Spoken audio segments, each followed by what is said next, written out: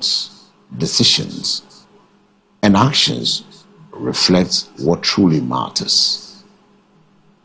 Faith, love, obedience, and life that honors Him. Bible says, seek first the kingdom of God and His righteousness, and all these things shall be added to you. Matthew 6:33. When your heart is aligned with God, everything falls into its rightful place. I want us to pray this morning by saying, Heavenly Father, I come before you today, surrendering my heart to you, align my thoughts, my desires, and my actions with your perfect will. Remove every distraction and anything within me that pulls me away from your presence. Lord, help me to seek you first above all else. Teach me to value what you value, to walk in obedience to your word. Create in me a clean heart, like the psalmist said, and renew a right spirit within me. Fill me with your presence where there is anxiety, your clarity where there is confusion, your strength where I feel weak. Let my life reflect your love and bring glory to your name. Thank you for guiding me and drawing me closer to you each day. In Jesus' name, amen. If you pray this prayer, I invite you to join us today in the moment of miracle. Exactly 10 a.m. It's important to take preventive action. That is why you need to be part of the moment of miracle every Tuesday from 10 a.m. to 12:30 p.m. All road leads to the Maranatha Power Ministry International for the moment of miracle. You don't need to wait. You don't need to sit. Join us as we join forces and to pray and to seek the face of God. You know, God calls us to be watchful, not careless. Many battles are won before they even begin, and that is done through what? Prayer. Awareness and staying spiritually alert. Watch and pray that you may not enter into temptation. The spirit is willing. He said the spirit indeed is willing, but the flesh is weak. ESV, Matthew 26:41. You desire to do right is real. But so is the weakness of the flesh. That is why Jesus urges you to stay connected to Him. Prayer strengthens you before temptation even comes. Keep watch over your heart with all diligence, for from it flows the springs of life. Proverbs 4:23. Don't wait until you are in the middle of the struggle. Prepare ahead of time. Guard your heart. Be mindful of your environment and stay rooted in God's word. Submit yourself then to God. Resist the devil and he will flee from you. James 4:7. Preventive action is spiritual wisdom. As you stay watchful and prayerful, God gives you the strength to overcome before the battle even begins. That's why I invite you to be part of today's moment of miracle, exactly 10 a.m. at the Maranatha Power Ministries International behind the Lekma Polyclinic. Moment of miracle, this and every Tuesday, 10 a.m. sharp. Don't wait till 10 before you leave home. Leave ahead of time so you can also be in the church auditorium. Pray before the rest of the team join. If we all come together earlier than the set time, then I always want to be ahead of time. So be a one step ahead of your enemy. For the weapons of your warfare, they are not carnal, they are mighty through God. So come, let's pull down those strongholds. Let miracle begin. Let those brass doors be broken. Let the announcement of your presence be made through prayer. And I want you to be part of it. 10 a.m. this morning, right after here, I join. And so you also join. And those of you can watch it live across the world via our channel on NBN TV, or you go to our social media handles on NBN 360 or the NPMI handles and watch it live as well. I invite you and I want you to be there, and your life will never be the same. Maranatha, Christ is coming back very soon, soon and very soon. So I invite you to be part, supporting us to come your way with this morning. Scripture focus. Away from the scripture focus, we go straight to look at African proverbs for this morning. And what is on the proverb? We need a super day. A new day is born. And each day has its own characteristics. Today is the 5th day of the 5th month of the year. Wow. Wow. Today is what? 5th. The 5th day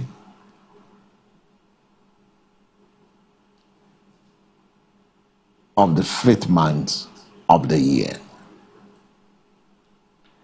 Well, the last time I did explain to you the realities of the number 5, which I said grace and divine favor biblically. In the Bible, 5 is often linked to grace, unnamed favor from God. The 5 loaves in the miracle feeding thousands. The picture, the first 5 books of the scripture, laying the foundation of divine law. So spiritually, 5 can represent God's grace working in imperfect human situations.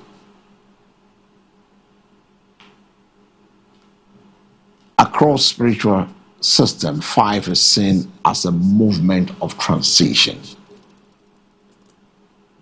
Life shifts, breaking out of stagnation, entering a new phase. It often appears when something is about to change. So now I believe that today something is about to change.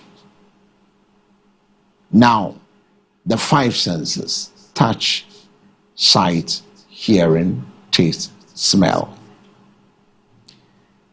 And this connects to the human experience, bridging the physical world and spiritual awareness.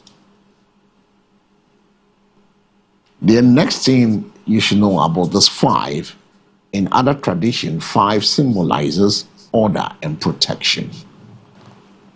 The human body, head plus 4 limbs equals 5 points. The idea of being covered or guarded spiritually. Now, when it comes to freedom and adventure numerology, they will say 5 is the number of freedom, curiosity, and exploration. Spiritually, it can signal a call to step out, take risk, and grow. So my takeaway for you this morning: 5 in the spiritual realms often represent grace plus change plus human experience plus freedom. So freedom has come to you. Today is the 5th day of the 5th month of the year. So that's the 5s. So let me just leave it here and bring you our African proverbs for this morning. A significant day, something special. However far a stream flows, it never forgets its source. It works well for teams of leadership and accountability, national identity, a reminder that no matter how far systems or leaders go, they must remain connected to their people. And that is African Proverbs today, brought to you from the MBN Wisdom Center. Our Edith sends this one, and it's a good morning, Chairman. It's been a long while and a chance on this channel, and I want to say good morning to you. And I'm enjoying the peace of the five. Interesting, right? All the reason why we have to be here every morning to share knowledge and to share some wisdom with you. And this one from Idris says a very good morning to you, Chairman Chinra. And it's exciting to listen to you this morning. Thank you for the insights. Oh, thank you too. For those of you, remember, you can also send us messages on 053-715-8638. The numbers on the screen, and the numbers you can send us your messages via SMS or WhatsApp. And trust, we're going to read it live and direct from our studios here and make sure that it gets to you. And then you also get excited that we've read your messages. There's no message that will come that I won't read it.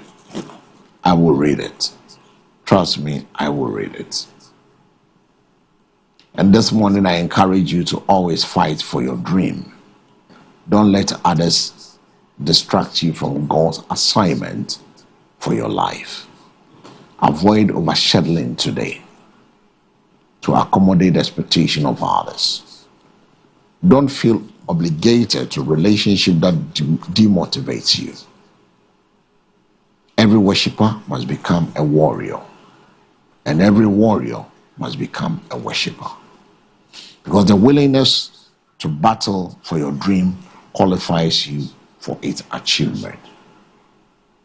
And I'll leave this with you from Psalm 144, the verse 1. It says, "Blessed be the Lord, my strength, which teaches my hand to war and my fingers to fight."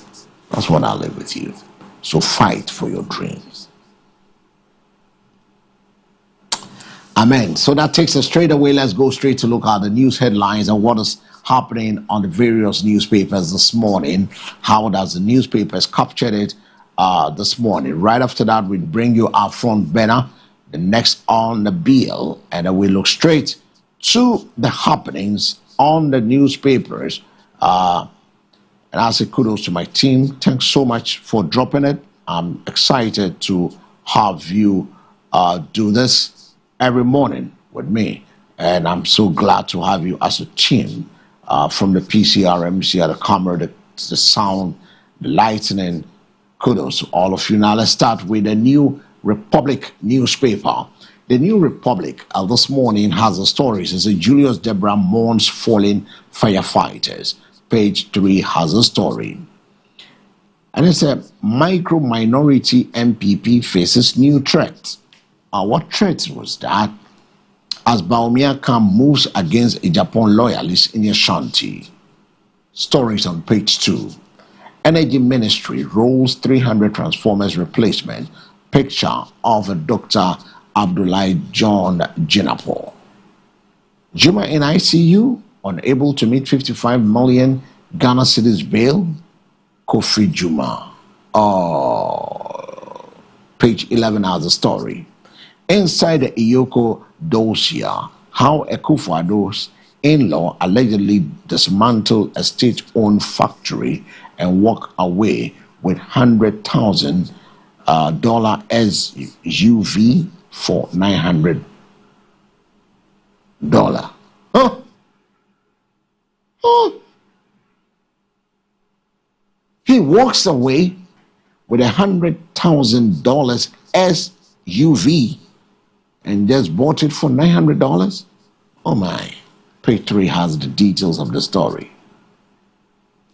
Ghana cannot afford complacency, rethinking national security and changing West Africa. You want details of that story? Get the New Republic page 8 has detail of that story. We cannot play with our security. Looking at what is happening around us, just what happened in Burkina Faso, to our Tomenso Zealands, look at what happened in Mali just recently. That should tell you that we cannot take security for granted. We need to be each other's keeper, and we need to be security cautious persons. Even as you walk the street, even as you leave your home, who is new person in your vicinity? What does he do? Where is he coming from? All these things should be matter to you. Very importantly, is he a Ghanaian? Where is he from? All these things, we have to look at it.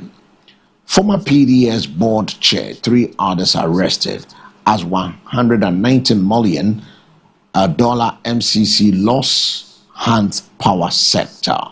Stories on the New Republic newspaper this morning. Away from the New Republic, let's do the Ghanaian Times. The Ghanaian Times has this headline. It said, politically polarized environment threatens media, Professor Karikari. Rice glut hits Afajato South farmers. BOG's 2025 losses stabilize economy, Professor Ibo Texan. WAEC paper distribution delays. Education Minister directs review, cautions candidates against malpractices. Stories on the Ghanaian Times. From Ghanaian Times, they'll do the matter of all papers, Daily Graphic. The Daily Graphic says MOH, that's the Ministry of Health, plans digitalized bed management system. Oh, that's great, isn't it? Stories on page 13. There you have the Labour Ministry insert sign MOU on youth training. Stories on page 3 with Dr. Purple, Minister of Labour, Jobs and Employment. Defilement most prevalent against children? Report on page 20. Defilement, I mean the kids are being defiled more. Support government fight sustain abuse in communities. President and treats chiefs. 16 and 18 of the page on the Daily Graphic has it with a picture of the president. Selection of schools under CSSPS. Students to pick 2 category A schools. Is there. Daily Graphic. Business and Financial Times. Business and Financial Times has the story, and it's Otumfuo urges government to expedite work on a Transit Inland Ports project. Stability comes at a cost. Ghana hard reset after the 2022 crisis. Picture of the governor of the Bank of Ghana. Rising power demands heightened needs for private sector investment. K Power ship is also there. From crisis to confidence, remarkable economic turnaround. Page 14 has the story. BOG losses and public gains, understanding the accounting cost of Ghana's monetary stabilization and the benefits to citizens. Story is on the Business and Financial Times. Local auto assembly risk, 40 plus skilled jobs threatened. So those are the stories on the Business and Financial Times newspaper, banner headlines. Now let's look at the headlines on the National Enquirer. The National Enquirer has healthcare investment vital for African growth. Julius Debra, picture of the Chief of Staff. Mohammed's value added agenda targets 50% cocoa beans processing locally to drive jobs and industrial growth. Picture of the President. BNI picks 4 PDS officials, Philip Ayensu and 3 others. Africa must own its own a story or continue paying the price. Akwesi Oponfosu. Obuasi natives petition Chief Imam over killings. Stories on the National Enquirer. Daybreak. Samia Wuku unveils office. Rolls out initiative to empower the youth. Gapoa delegation Burkina for Culture Week tour refurbish office. GRA bonds dragged to Chiraj over 17.710.760 million Ghana cedis financial loss to states. And you also have the NIB, NAP, 4 PDS officials, Kwachi Ofosu. Daily Guide, 4 arrested over PDS ECG deal. Georg boss at a hospital yet to meet the 55 million Iyoko bail. Oh, I don't know why Ariana.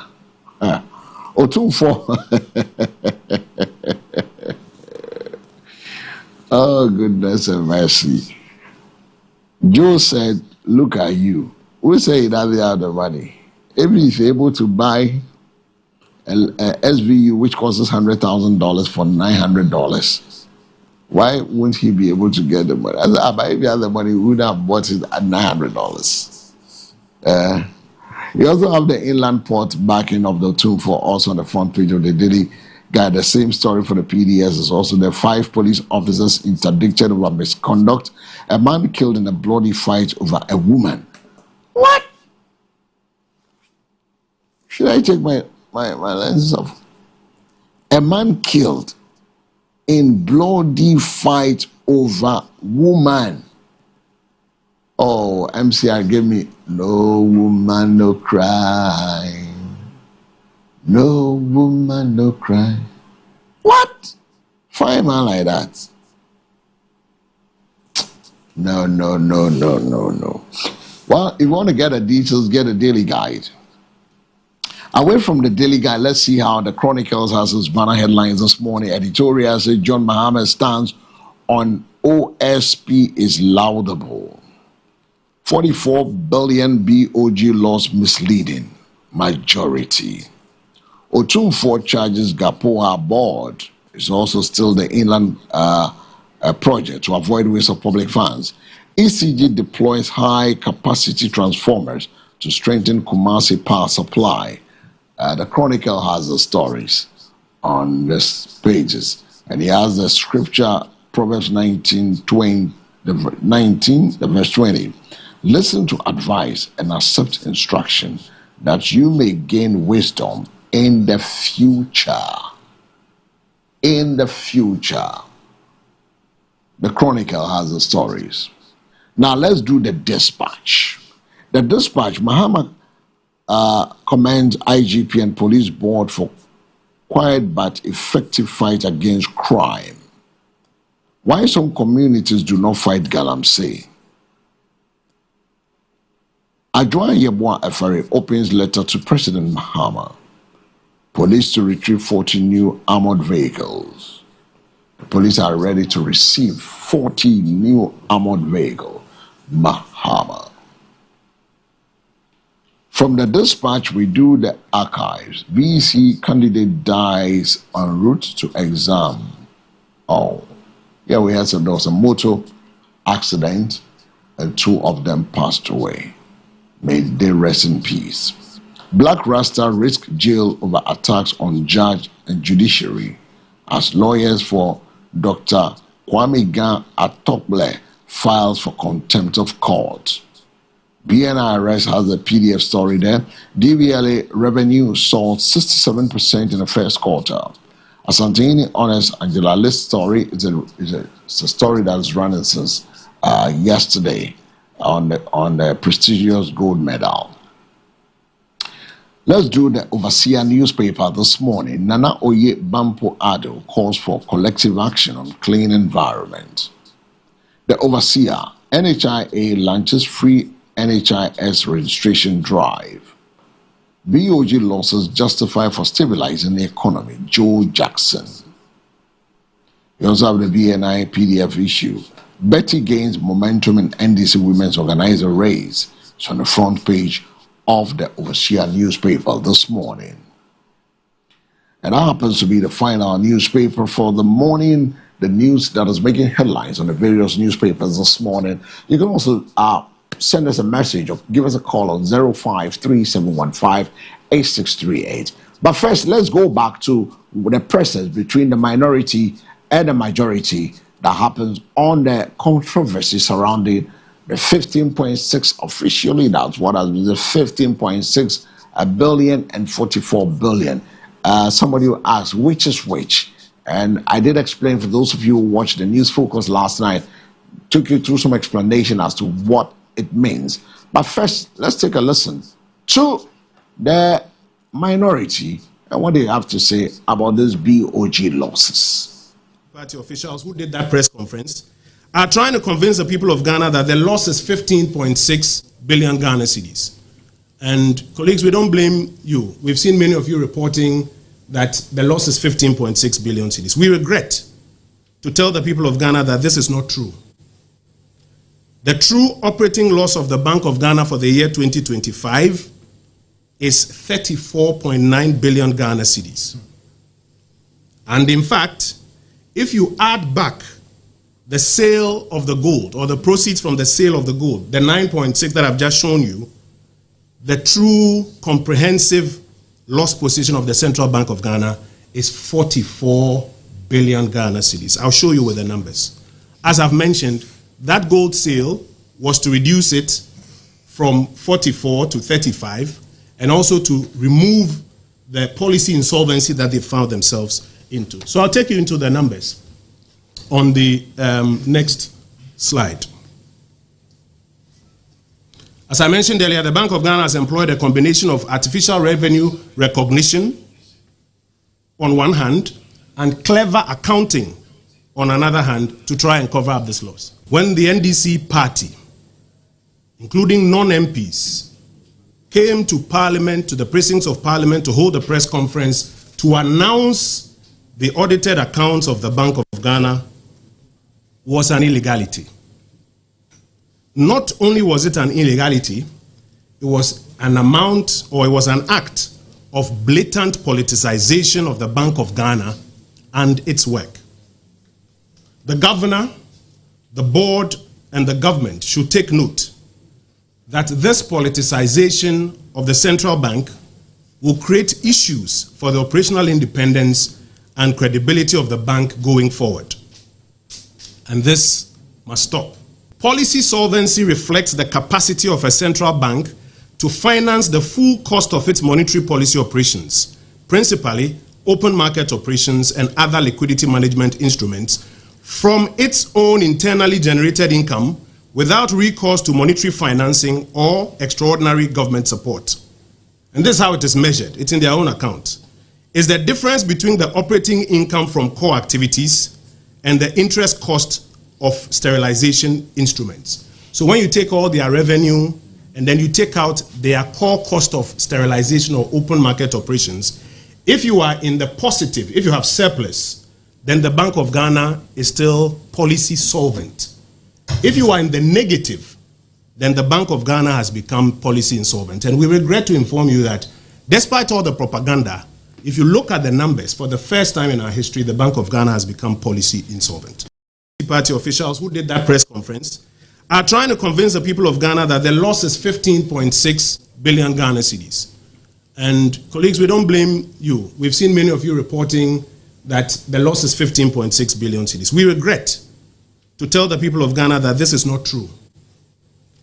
The true operating loss of the Bank of Ghana for the year 2025 is 34.9 billion Ghana cedis. And in fact, if you add back the sale of the gold or the proceeds from the sale of the gold, the 9.6 that I've just shown you, the true comprehensive loss position of the Central Bank of Ghana is 44 billion Ghana cedis. I'll show you with the numbers. As I've mentioned, that gold sale was to reduce it from 44 to 35 and also to remove the policy insolvency that they found themselves into. So I'll take you into the numbers on the next slide. As I mentioned earlier, the Bank of Ghana has employed a combination of artificial revenue recognition on one hand and clever accounting on another hand to try and cover up this loss. When the NDC party, including non-MPs, came to Parliament, to the precincts of Parliament, to hold a press conference to announce the audited accounts of the Bank of Ghana was an illegality. Not only was it an illegality, it was an amount, or it was an act of blatant politicization of the Bank of Ghana and its work. The governor, the board, and the government should take note that this politicization of the central bank will create issues for the operational independence and credibility of the bank going forward. And this must stop. Policy solvency reflects the capacity of a central bank to finance the full cost of its monetary policy operations, principally open market operations and other liquidity management instruments, from its own internally generated income without recourse to monetary financing or extraordinary government support. And this is how it is measured. It's in their own account. It's the difference between the operating income from core activities and the interest cost of sterilization instruments. So when you take all their revenue and then you take out their core cost of sterilization or open market operations, if you are in the positive, if you have surplus, then the Bank of Ghana is still policy solvent. If you are in the negative, then the Bank of Ghana has become policy insolvent. And we regret to inform you that despite all the propaganda, if you look at the numbers, for the first time in our history, the Bank of Ghana has become policy insolvent. Approximately 111 tons of gold in 2025, up from less than a ton in 2021. The gold itself has not been lost. The reserves are real. Let me now take you into the details of the Gold Purchase Program and its impact over the years. In 2022, the total number of volumes that the Bank of Ghana acquired was 3.4 tons of gold, with a value of $194 million. And the cost of achieving that was 74 million Ghana cedis. In 2023, we achieved 37.02 tons of gold at a cost of $1,554 million United States dollars, and we spent $1,372 million Ghana cedis. In 2024, we achieved 54.47 tons of gold, and we spent $4 billion United States dollars and spent $5 billion in terms of cost to achieving that. In 2025, we moved the purchases from 54.7 tons to 111 tons. So it generated cumulatively 11 billion United States dollars, and we only spent 9 billion Ghana cedis achieving that. Thirdly, the accounting effect of a stronger cedi. In fact, to every side of a situation, there are positives and negatives. Ghanaians are enjoying relative stability of our currency, yet it is making our cedi value of all our foreign bonds much cheaper, and we lose value. The accounting effect of a strong cedi: when the cedi strengthens, the cedi value of the dollar, gold, and other foreign reserves of the bank goes down on the books of Bank of Ghana. And let me take an example to show. If you are holding $100 and the dollar is 17 Ghana cedis, that time the Bank of Ghana cedi equivalent will be what? 1,700. In this year, if you are still holding the same $100 and the cedi is now 10 cedis, you see that the money will now be 1,000 Ghana cedis. So the $100 value hasn't changed, but because of the strong performance of the cedi, it is making the cedi value that we record in Ghana's books to be what? Lower. That represents a cost. So the cost that the Bank of Ghana will mention include this cost, and that cost doesn't translate into any economic cost but accounting cost. The dollar themselves did not leave Ghana. In fact, they actually grew from 9.1%, 1.9 billion Ghana cedis to 13.8 billion. But the cedi value of those holdings recorded a charge of 19.32 billion Ghana cedis. So what we suffered because of our strong management of the currency resulted in a loss of 19.32 billion Ghana cedis. And if you study accounting very well and the Bank of Ghana's law, we don't add this as part of loss. I'm just sounding this caution to the naysayers. They will be attempted to add other comprehensive income to loss of a year. You don't do that based on accounting, international accounting principles. What it simply means is that this is a mirror image of the gain the bank recorded when the cedi was weakening. When we had the cedi at 17, the Bank of Ghana, using our presentation currency cedi in their books, they were seeing that the money was increasing. But because we are doing well with it, you are seeing them getting loss of 19 billion Ghana cedi. A weaker cedi would have produced an accounting gain and a higher inflation for the ordinary Ghanaian. The right thing happened. Now let me deal finally with the negative equity position of the Bank of Ghana. The Bank of Ghana negative equity position did not begin in 2025. In fact, before we signed onto the IMF program, it began in 2022 when the Bank of Ghana recorded a negative equity position of 55.1 billion Ghana cedis, having ended in 2021 a positive position of 5.2 billion Ghana cedis. The cause was the 2022 to 2023 domestic debt exchange program, a national policy decision taken to restore Ghana back to debt sustainability. The Bank of Ghana incurred a significant cost in 2022, largely as a result of the DDEP emanating from years of economic mismanagement, culminating into Ghana attaining an enviable record of a junk economy and debt distress under the Nanado Dr. Bawumia government. The immediate impact was impairment of about 48 billion Ghana cedis, with about 32 billion being an illegal and final write-off without parliamentary approval. The central bank holding of the government debt was restructured. Non-marketable holdings of the government of Ghana instrument, including long-term stocks, a COVID-19 bond, and an overdraft, were subjected to 50% haircut. Bank of Ghana, others claim being holding the marketable instrument were exchanged under similar terms as other financial institutions under the DDEP did. This led to an impairment of 48.40 billion in 2022. At the same time, the bank incurred a revaluation loss on its foreign assets and liabilities due to exchange rate depreciation. The impairment and revaluation losses led to a negative equity position of 55.12 billion in 2022. Under the program, the bank holding of government securities were restructured at a lower coupon rate, reducing the interest income of the bank earned by approximately 13 billion a year, and the effect that continued up till to date. What it means is that for the haircut decision, government was supposed to be receiving interest income on the investment we had done of 13 billion annually. But the haircut took 50% of the total investment portfolio of Bank of Ghana, and that disease still continued to happen up till this year, 2026. The bank absorbed a portion of Ghana's national fiscal adjustment to help restore the debt sustainability for our country. The negative equity position is a balance sheet record of that contribution. The government has formally acknowledged this on 6th January 2025 in coordination with the IMF. The government of Ghana and the bank signed a memorandum of understanding to recapitalize, providing a framework if it is exercised. The memorandum of understanding exists between government of Ghana acknowledged that the start of negative equity position was caused by the domestic debt exchange program, and that program will continue to affect the bank in many years ahead of us. Now, when you get the full details, you will see the build-up of the reserve. These results do not affect the bank's ability to operate. It is important.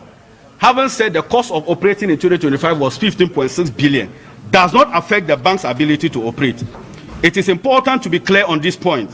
These results do not affect the bank's ability to set and implement monetary policy, to manage Ghana's foreign reserves, and to supervise the financial system. The bank's authority comes from law and not on its balance sheet.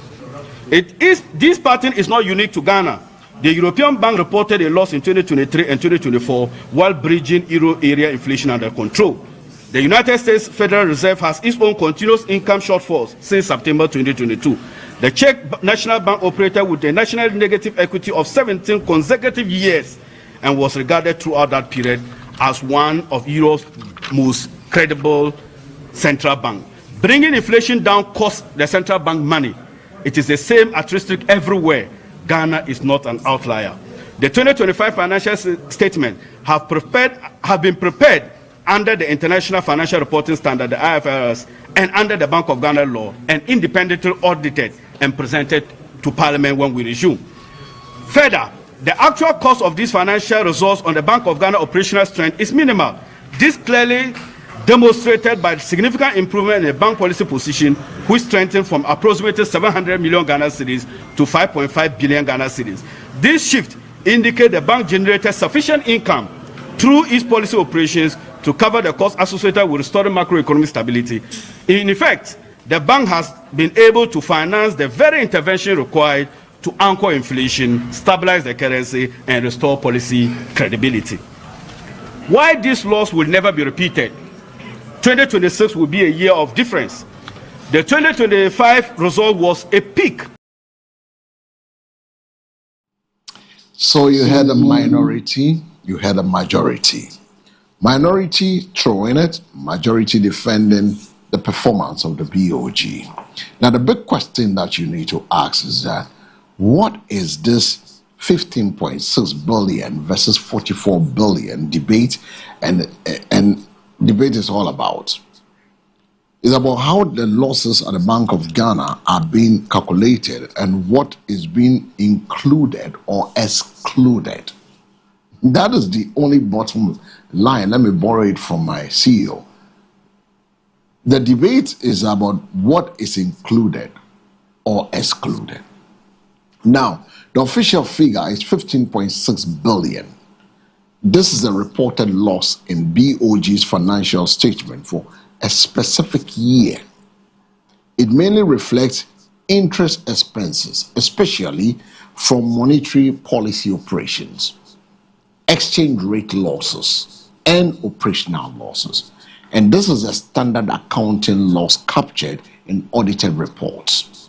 Now, the 44 billion claim, this higher figure is coming from critics, largely political or analytical circles, who argues the real loss is bigger than when included. Now, losses from the Domestic Debt Exchange Program, DDEP, write-downs on government bonds held by the BOG, and then the quasi-physical operation, that's the central bank financing of government. Longer-term accumulated losses or hidden liability. So this number is more of a broader economic loss estimate, not just what appears in 1 year's books.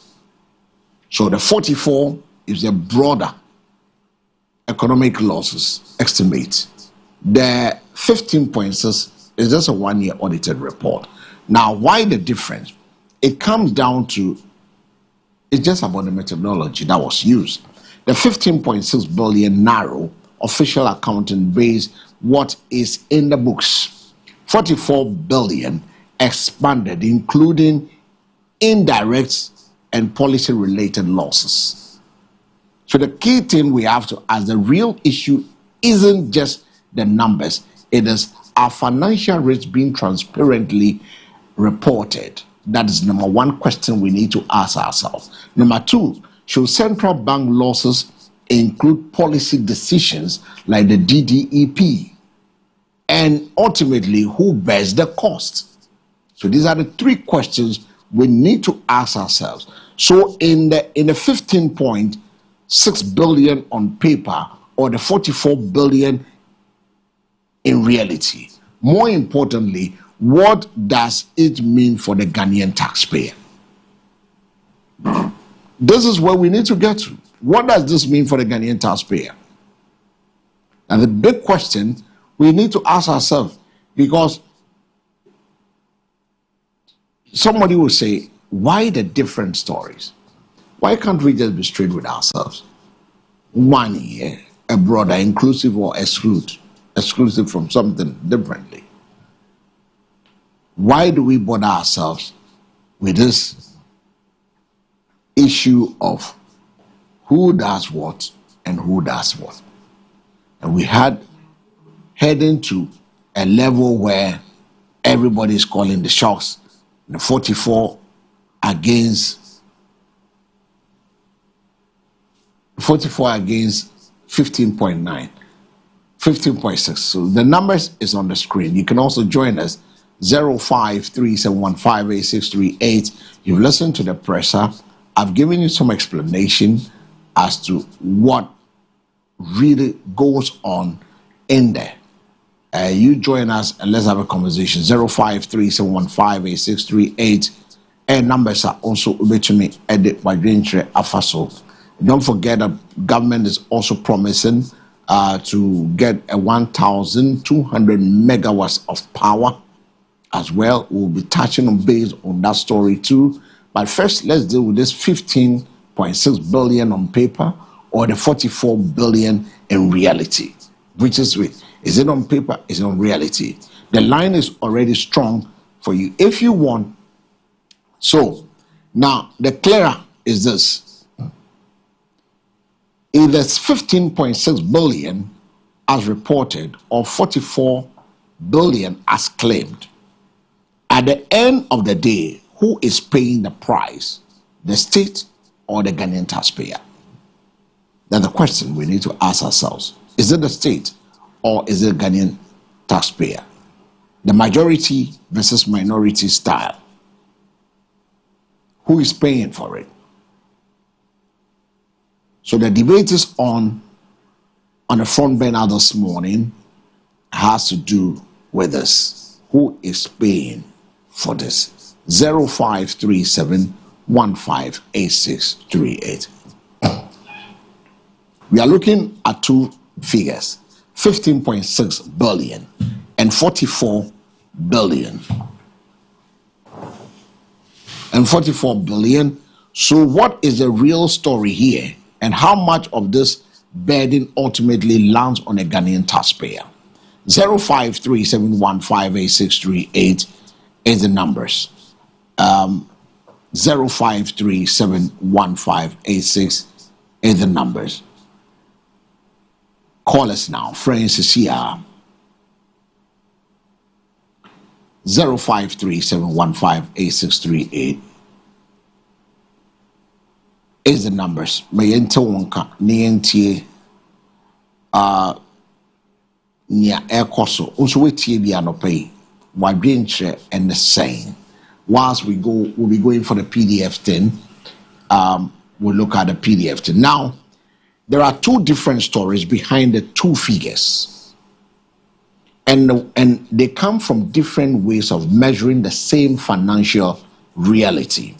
Now, the 15.6 billion at the official accounting figure, this is the loss reported in the financial statement of the Bank of Ghana. It reflects direct operational losses, monetary policy costs like managing inflation and interest rates, foreign exchange related losses, and other accounting entries that the financial year. So this is the audited narrow official loss figure, what appears in the book. Now, with the 44 billion Ghana cedis, the expanded or the broader impact figure, this higher estimate comes from analysts and critics who include additional costs such as losses linked to the Domestic Debt Exchange Program, DDEP, write-downs on government security held by the central bank. I did mention the passive physical operation policy decisions that have financial costs and also accumulated a multi-year impact. This is not just a single year account. So what is the real then? 15.6 official audited central bank losses, 44 broader calculation including policy driven and indirect costs. Both can exist, but they measure different scopes of financial impact. This is all this noise is being made is all about. So what does it mean for the taxpayer? Regardless of which figure you use, the key point is this: central bank losses can weaken government finances indirectly. If the central bank's balance sheet is stretched, the state may eventually support it through recapitalization or absorb related fiscal pressures. And this can affect debt levels, taxes, or public spending capacity. So the burden may not hit the taxpayer immediately, but it can eventually feed into public finances in direct ways. The debate isn't just about numbers, it is about what is included in the calculation and how policies costs are accounted for on the national finance. No, and one did the nominal moyeno. They didn't know me in Nano, and I explain your mouth. We see, it's the same. And one, sometimes when you sit back and you look at all this thing and you come to think about it, it's funny enough. 0537158638. Numbers are also between me afraid of pay. Me yin komo at all say. But whilst waiting for your call, let's go back.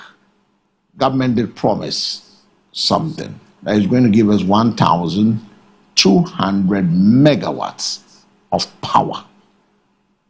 Yes, 1,200 megawatts of power. And this was unveiled by the president as a major boost. So let's take a watch and listen to the president. Ghana send the economy in Sikono. Ama your consumption air cost. You buy na consumption in number 3,500 megawatts. And then we know say your consumption at peak it drew 4,300 megawatts. If we say more investment about room into the demand for electricity is increasing. Into I was say the generation be account. Send a yebenya redundancy, near brofo friend redundancy. Apart from that, say ye na donso na ye dibiko Burkina ne Togo omu na omu hia kania na omu tuayeka. It will bring foreign exchange into the country. Enti ye ne finance ne energy. Omu ye design. Ye beye 1,200 megawatts gas-fired electricity generating plant.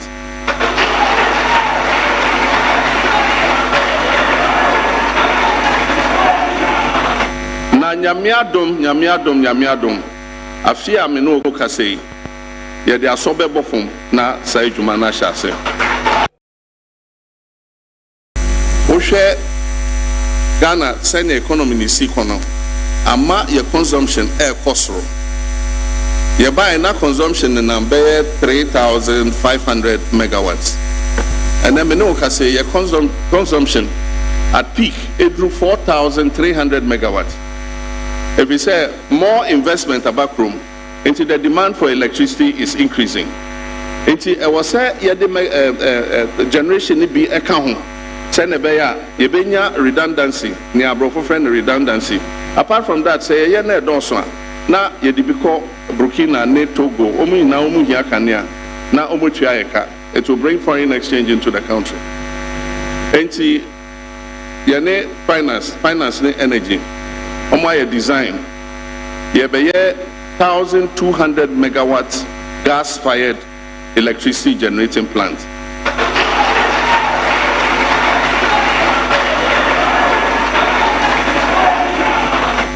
Nyamiadom. Afia me no kase. Ye de asobe bofum na sai djuma na hyase. Omampenye say yes the aso ebe bofam na say djuma na yaede. Ya hyase. Now the big question on the front burner, the debate is around the so-called Dumsor levy. It's essential about cost versus service delivery. From the perspective of government and energy managers, such levies are often justified as necessary, stabilize the power sector, clear legacy debts, fund fuel supply and grid maintenance, prevent a return to prolonged outages. But for the ordinary Ghanaian, the lived reality is the real test. Now that depends on the outcome. If tariffs and levies are increased, citizens expect more stable electricity supply, fewer outages, and improved transmission efficiency. Without visible improvement, the perception becomes, are we paying more but experiencing the same or even worse instability? Now, where is the impact? This is where the public debate intensifies. Many Ghanaians are asking, has reliability improved in real terms? Are industrial and household outages reducing? Is the sector financially healthier or still under pressure? If the impact is not clearly felt on the ground, the policy loses public trust, even if the numbers look good on paper. Now, accountability in the power sector typically spreads across energy sector managers and utilities, policy decision makers, as well as regulatory institutions. Now, but in the public perception, accountability becomes one central question. If we are paying more, who exactly is responsible for delivering better power? The question is, this is not just about debate about levies, it is a question of trust and energy system. Now, are Ghanaians paying for transformation or subsidizing inefficiency? That's the question I'm asking this morning. Are we paying for transformation or subsidizing inefficiency? 0537158638 is the numbers. You've listened to the minority, you've listened to the majority, you've listened to the president. It's now time for us to give us your input. And we have other channels to look at, and shortly I'll be joined here in studio by Edu Sechi, where we're having some more conversation. But in between time and now, it is you, Menewo, and Edisan Komomi. BOG losses 15.6, 44.6. Also, OTS is a mama winchim. Now, also, I didn't say, should we keep on going this way? Is it the normal politics by the day for the points, or is reality? 0537158638 is the numbers. Usubi to me Edward Jintre Aba Ene Anope. Let's get to hear you. Are we doing politics, or it is just heckling each other, whereas we know the realities on the ground? One is a one-off year, the other is expanded or inclusive, whichever way it is. Others believe that no matter how the losses is stabilized the CD from 4.24 to 3.2% to the GDP, a dollar which was 14.7 is now 11 Ghana cedis, blah blah blah. All this thing has come into play. But the question is, are Ghanaians paying for transformation, or we are subsidizing inefficiency? 0537158638. And numbers are also over to me at the Wajintre Afaso and Anope in somewhere air coso 0537158638. Mamenta Wonka. Whilst waiting for your calls, we also look at some of the stories on the various portals this morning. Oko MBN 360, some stories are there. Then we want to say kudos to our team for the yeoman's job. Cutting of donor aid now would deepen health sector strain, Akwesi Akwa. Ghana shift from stabilization to job creation growth reset, Mahama. Road Minister confronts contractor over unacceptable delays on the Techiman-Wenchi Road. U.S. health deal. Ghana cannot cut off health aid overnight. Former Deputy Minister. 7 teachers arrested over BEC infractions. Hey, now teachers in there how? Your mama warning say I want to go to trouble. 7 teachers have been arrested for various examination infractions in the ongoing Basic Education Certificate Examination BEC. The West African Examination Council has confirmed the arrests were made through WAEC monitoring system and tips from whistleblowers. In a telephone interview with the Ghana News Agency on Monday evening, Mr. John K. Pabi, the head of public affairs WAEC National Office, says 3 of the teachers were arrested in the Central region, 2 in the Bono region, and 2 in the Ashanti region. Mr. Kwebi explained that some of the teachers smuggle mobile phones into the examination halls. Why must you do that, teachers? 053-715-8638 is also the numbers. You can also add your voices to any of the conversations we have in here this morning. Now, let's do some other stories on the various portals again. And this one from the arrest, TUTAG urges government to resource existing universities before expansion. Cut the waste or risk crisis. Former Deputy Health Minister blunt warning on health financing. Why tax aid whilst hospitals struggle? Former Deputy Minister questions system. Deliver or lose the deal. Road Minister issues final warning to non-performing contractors. Those are the stories on the various portals again. On the 29th of April 2026, IMF team led by Dr. Ruben Atoya launched in Accra for a 2-week verdict. If the final review under the $3 billion extended credit facility succeed, Ghana exits the program in August with a final $360 million check and the former end of a rescue born in the fires of 2022. The numbers being presented are by any standard impressive. Now, the real GDP grew 6.3% in the first half of 2025. The primary balance shrunk from a deficit of 2.9% of GDP to a surplus of 2.6%.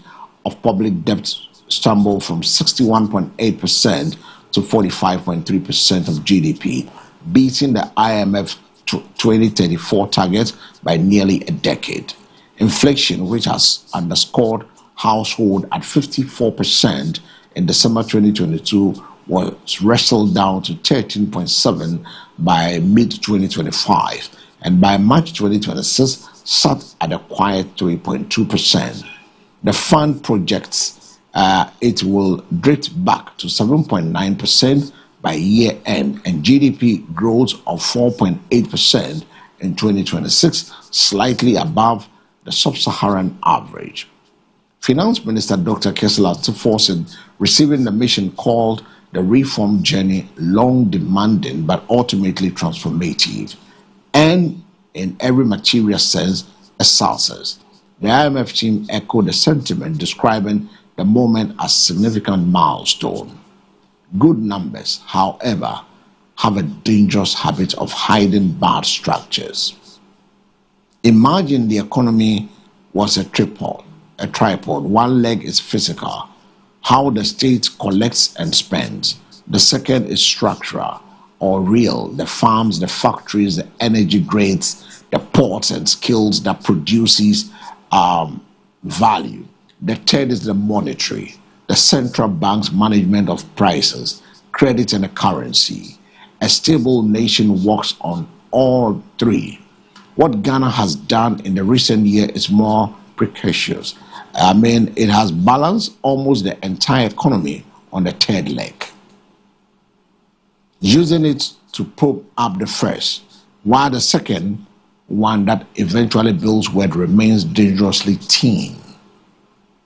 Now, the fight against inflation was won not only by high interest rates, but a dramatic appreciation of the cedi. After losing more than half its value in 2022, the currency staged a ferocious rally. By October 2025, it has gained 37% against the dollar, ranked as sub-Saharan African best performer over 8 months. By April 2026, cumulatively appreciated top 40%. Gross international reserves hit $12 billion, and import cover reached 5.8 months. The central bank, having held the line, delivered its largest rate cut on record in July 2025. slashing the monetary policy rate from 28% to 25%. Now, the exchange rate was a transmission belt that made the disinflation story credible. Imported goods, from fuel to food, are priced directly off the cedi. Strengthening their currency compasses pass-through into domestic prices faster than any interest rate alone can. It also anchors the daily expectation of businesses and households who watch the cedi the way a patient watches a pulse. Now, yet this triumph belonged largely to the Bank of Ghana, fighting almost alone. The physical leg, despite headline surpluses, rely heavily on cash rationing. Parliament authorized capital spending of 1.5% of the GDP, according to the minority in Parliament. Government implemented only about 0.5%, a $1.1 billion shortfall in public investment. That is not discipline. It is anemia dressed up as prudence. The IMF sixth review places structural reforms at the top of the agenda. No issue is more urgent than energy. The fund estimates the annual power sector shortfall at $2.2 billion, driven by massive commercial and technical losses of the Electricity Company of Ghana and a sluggish tariff adjustment. The government paid $1.47 billion in 2025 alone to clear legacy debts and restore depleted World Bank guarantee. Cumulatively, liabilities across sector runs into tens of billions of cedis, a drain the World Bank warned could cost government $2 billion a year by 2026, roughly 20% of the national budget. This is not operational friction, it's a structural hemorrhage.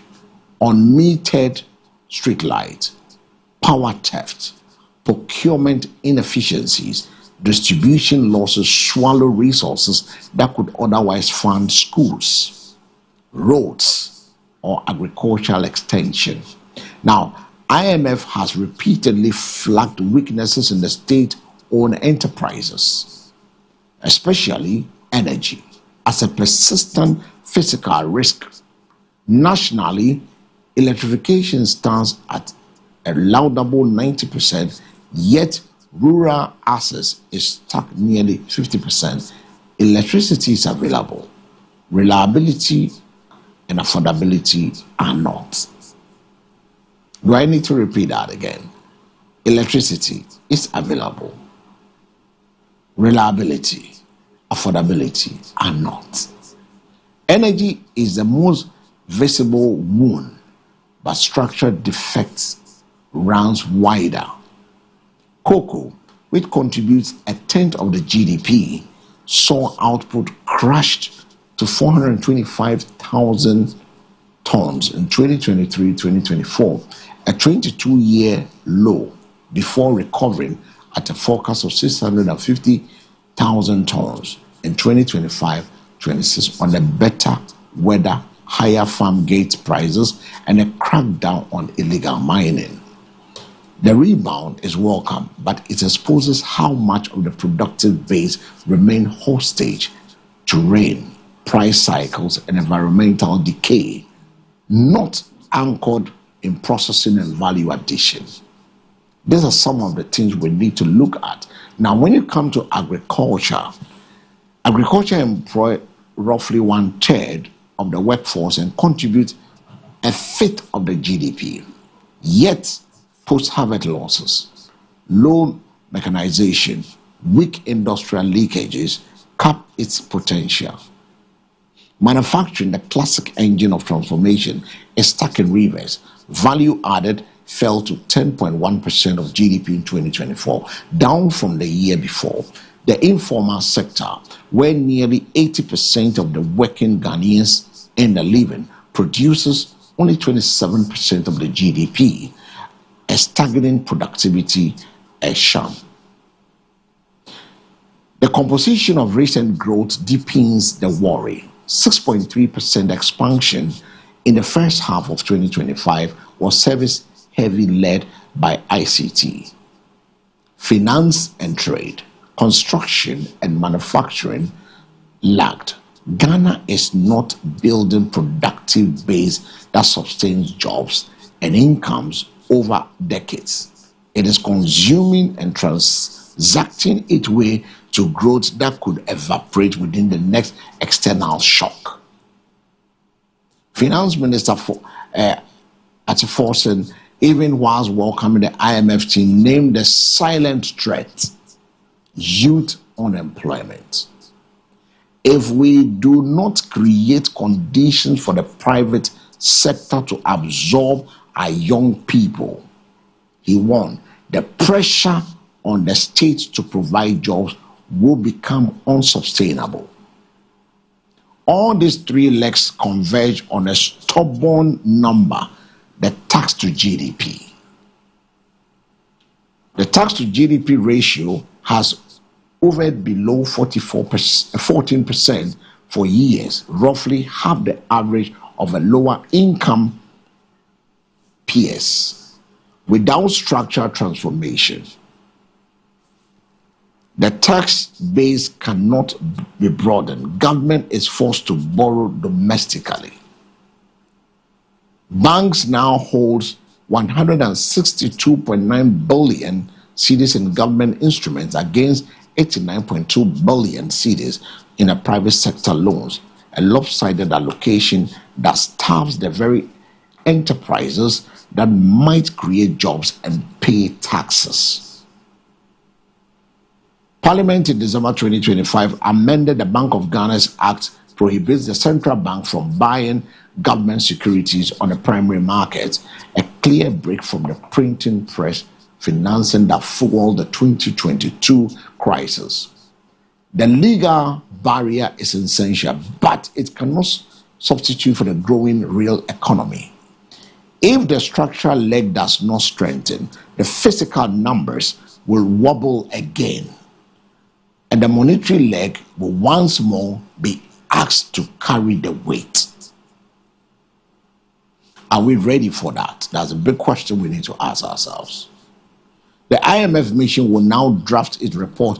A board meeting within weeks could clear the final disbursement and close the program. African Department Director Abebe Amora Selassie was blunt before the mission left Washington. This is not for the IMF. This is for the people of Ghana, the government and the private sector and the civil society. The World Bank 2025 policy note frames a long game. Ghana can triple per capital income from $2,200 to $6,600 by 2050, but only with deep reforms that restores macro-financial stability, its productivity, manage natural resources, and strengthen institutions. The pillars are indivisible. Physical discipline without structural reform is nothing but austerity. Do I have to say that? As a physical reform is nothing but austerity. Monetary tightening without credit to the real sector is stagnation. The macro stabilization Ghana has delivered, anchored by a resilient CDN and then the falling inflation, was necessary and genuinely hard-won. The IMF program provided the framework, the financing, the external discipline, but it is a scaffold, not a building exchange rate appreciation, a reserve accumulation by time. They do not, by themselves, modernize a port, repair a distribution line, or move a farmer from a subsistence to agro-processing. For as long as the monetary leg pops up, the physical leg without the structural leg bearing weight stability in Ghana will remain borrowed from the IMF, from the foreign reserves, from the deterred public investment. The review is moment of truth, not for the fun, but for Ghana. The unglamorous, politically costly work of making Electricity Company of Ghana collect what it bills, of turning cocoa beans into chocolate, of giving small and medium enterprises cheaper capital than the government, of making rural electrification mean power that stays on, not just a wire that passes through. Until we get to that level, to get everybody involved, the tripod can stand, but only when all three legs are planted in the ground. 0537158638 is the number. You can also join us and let's have this conversation. I'm going for a break, but before that break, we take a listen to the president and the promises he made to the people. The president made a promise to the people about the 1,200 megawatts of power. He did that promise. That is one. We've played that tape already, but we're going for what the president said when it comes to we will not fail workers. The president launches the 24-hour economy market as part of resetting Ghana tour when he went to the eastern region. Let's take a listen. I will not fail workers by the president. We affirm. There have been legal disputes about the constitutionality of the Office of the Special Prosecutor. While some of the issues are pending appeal and Supreme Court interpretation, government believes that there is space for an effective Office of the Special Prosecutor with special powers of prosecution. Government has, through the Attorney General, laid a bill in Parliament to give legal effect for the setting up of regional tribunals.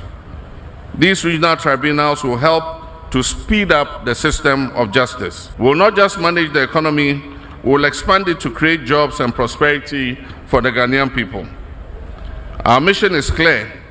We want to turn stability into opportunity. Under the Resetting Ghana agenda, we'll continue to prioritize the creation of decent jobs for our youth and Ghana's workforce. By investing in value addition and the digital economy, we will ensure that the Ghanaian worker is not just employed but empowered. I know many of you are concerned about the disruptions to the electricity supply caused by the Akosombo fire. But I want to share the good news that the GRIDCO and VRA engineers working together have been able to bypass the burnt-out control room and have restarted all the 6 turbines at the Akosombo generating station. And so as of last night, the Akosombo hydroelectric dam is fully operational.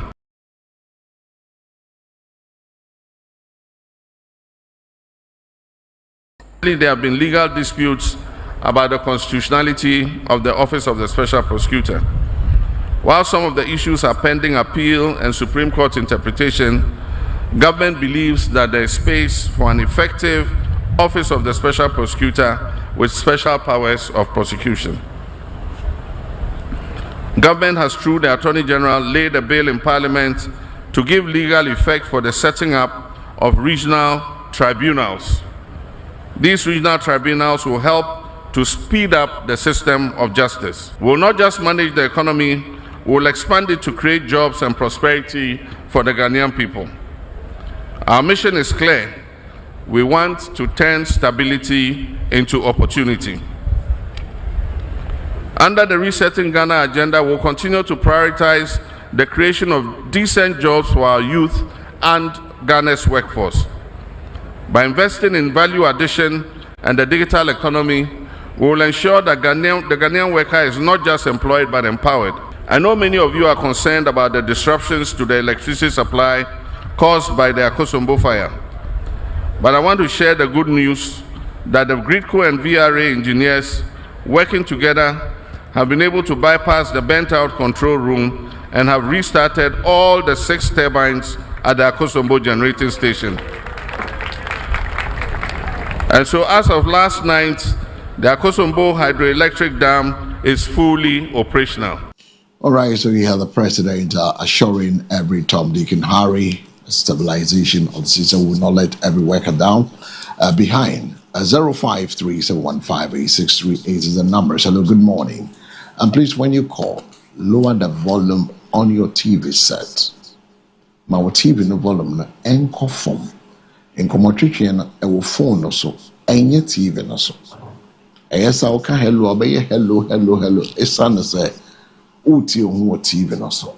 It doesn't work like that. Technology no say.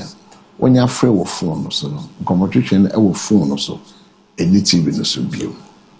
Yeah, ye no beti with TV so. I shall phone beti with TV no so. But me no one yet communication a phone or so. As you wait me at first to see 0537158638. 0537158638 a number sir. Also bet me de wadwentre afaso na yetiewo. Also wadwentre we still today's day 2 for the BCE. We're bringing you some of the snipes of what happened yesterday when our lenses were on the ground. To have some tete-a-tete with some of the. Hello, good morning. Hello. Yeah, good morning. Hello. The Bachoma TV no volume non conform. Good morning. Ma TV no volume non conform.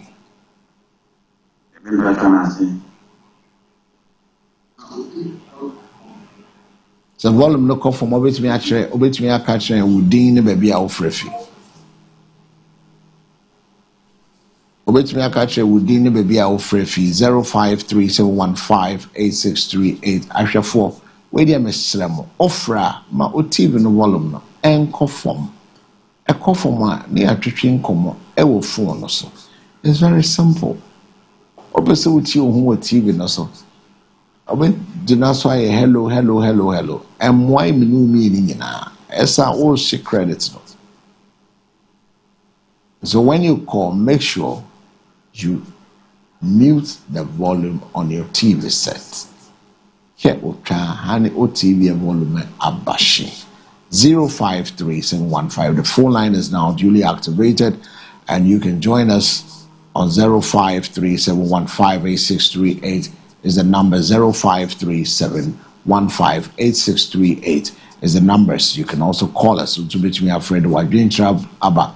We've looked at the presidency. We've talked about issues that has come up in terms of our economy. We've looked at the minority, the majority, the banter between them on the 15.644 billion Ghana cedis debate.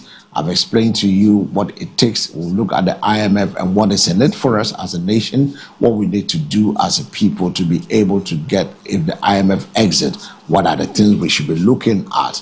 What is the truth? Can we be on our own? Can we be able to run it without any support from the IMF after the final tranche of the $360 million? Once that is released, it's mean that Ghana is folding up in August. But a lot of reforms that needs to go in there to be able to do not just one-sided, but let's expand it to the 3 tripod that holds our legs. 0537158638 is the numbers. You can join us. 0537158638 is the numbers. You can also join us here, and then let's have this conversation before I go for a break and return. Let me hear you. 053715. You can also send your messages to us via WhatsApp and SMS on the same numbers on the screen.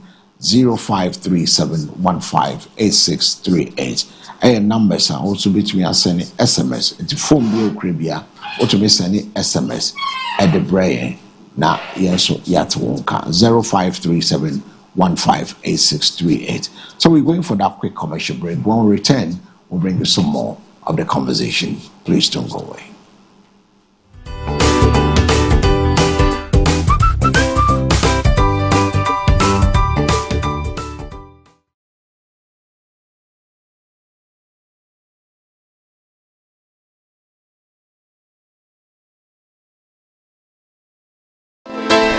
mfitiasie no me ne me kunu eware wo odro ene asumdwe kwan so ya wawe na chi no me ne kwachu ba hotel pop pebi say be sepeo. What? A team from so crown on my ye. The peer when you go some. A coban is son, me kunu antinasi. The group of Wajo and the EDEC SM Bitters. Why? Any Gia Befi.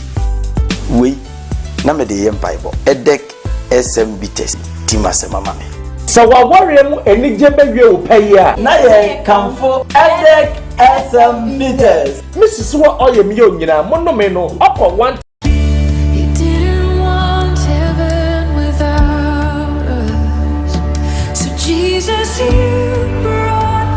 What a glorious, glorious God we serve. I am inviting you to our moment of miracle service every Tuesday morning. Every Tuesday morning. It's a time of prayer for healing, deliverance, for miracles, testimonies. It's more of a healing and prayer service.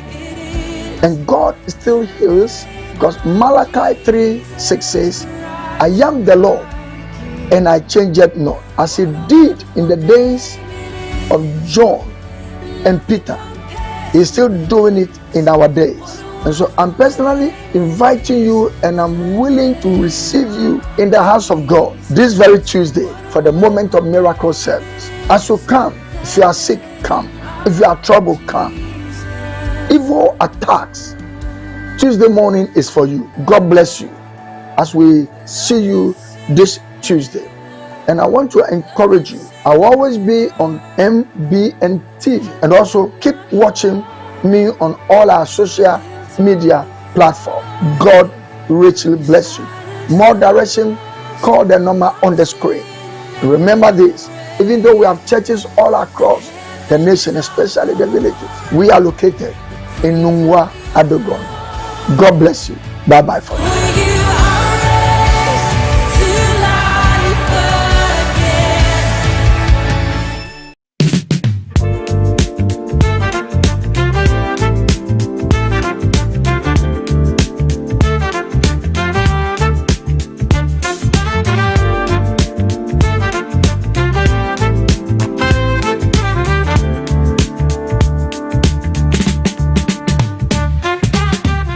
MBN Jasuni from me a Jahima. Sauba MBN Jasua from 0245 88 2128. MBN Jasu coming home na yendi eja at the right place.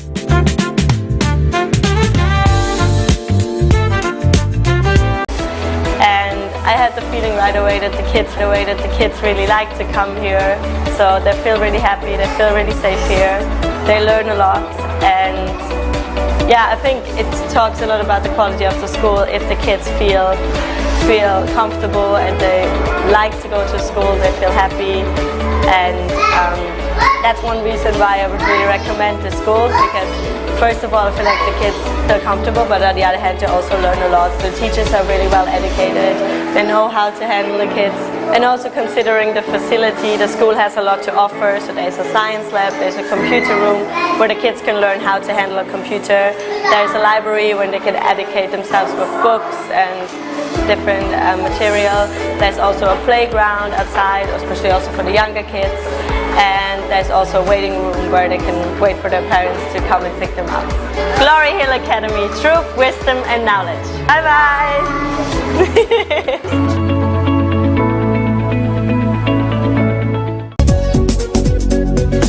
Ha! Sasa odi some look faso.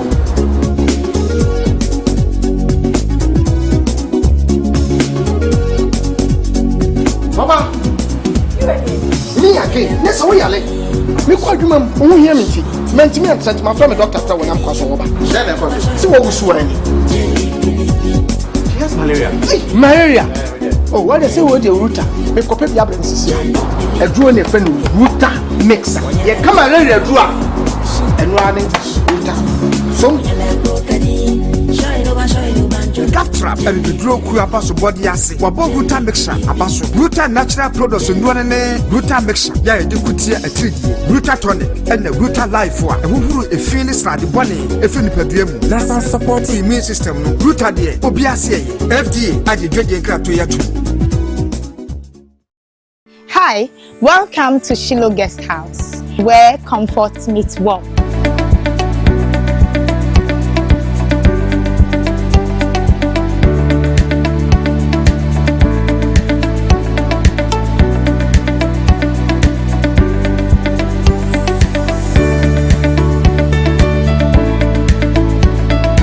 Our serene environment and cozy rooms provides a pleasant stay.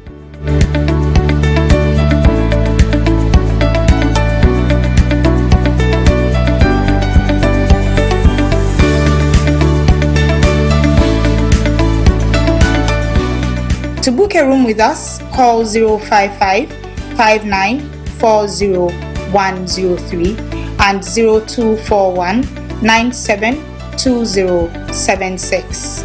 Locate us at Teshinungwa Estate, number 8 Coconut Street, directly behind A-Life Supermarket. Shiloh Guest House, where comfort meets warmth.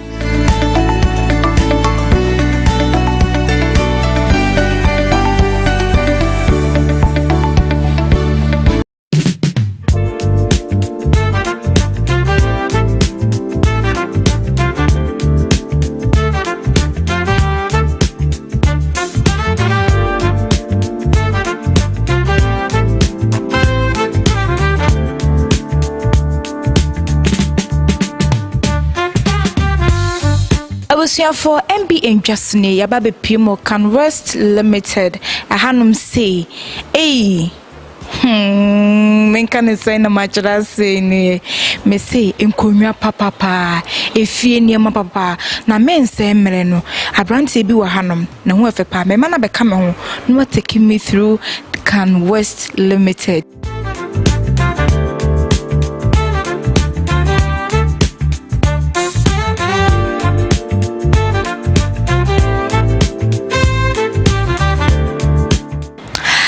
Bright to say Nyamiadun. So what do you have in Can West Limited? Okay, so Can West basically was IT stuffs. Oh, okay. But mainly we deal in HP items and Canon and all other products like Lenovo too as well. Okay. So for the start, I think we deal in copiers that are for major printings. Oh, okay. And also like we deal in desktop laptops, scanners, US machines for major restaurants and supermarkets too.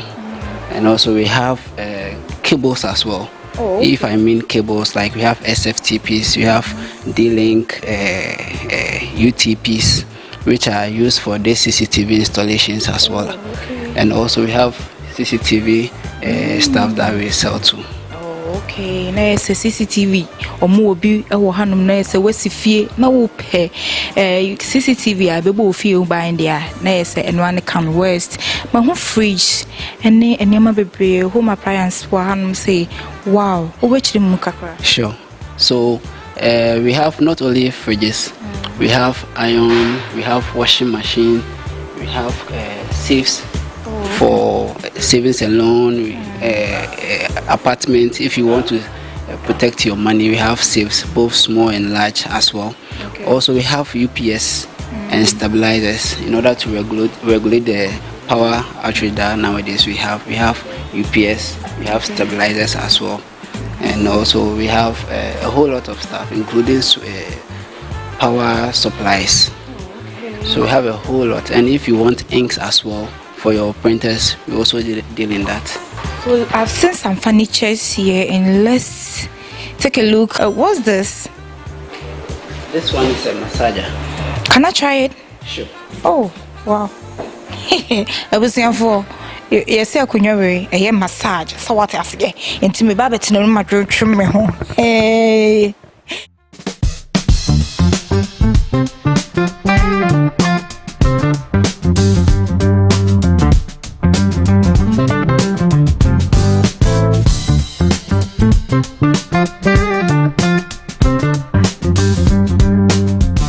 Inti more offices no more branch do saying Ghana Hanum Accra Hanum.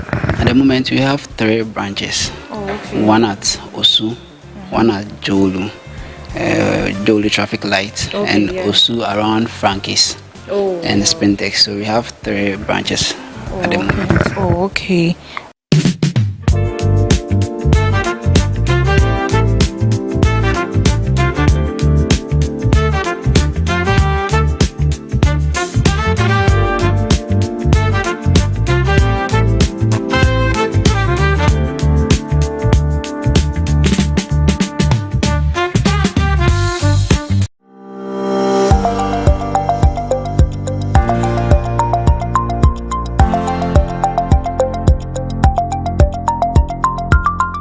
Every day on Ghana's roads, thousands of riders take to the streets to earn a living.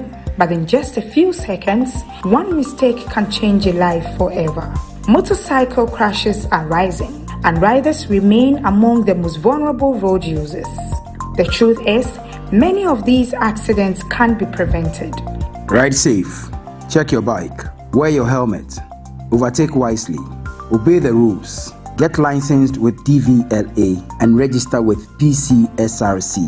With discipline, with training, and with respect for road safety. Soon on MBN TV, you would hear real stories, real lessons, and real solutions. You are the hero for your family and your passengers. Your life matters. Stay in the game. Stay alive. Join the Ride for Life campaign, spearheaded by MBN TV.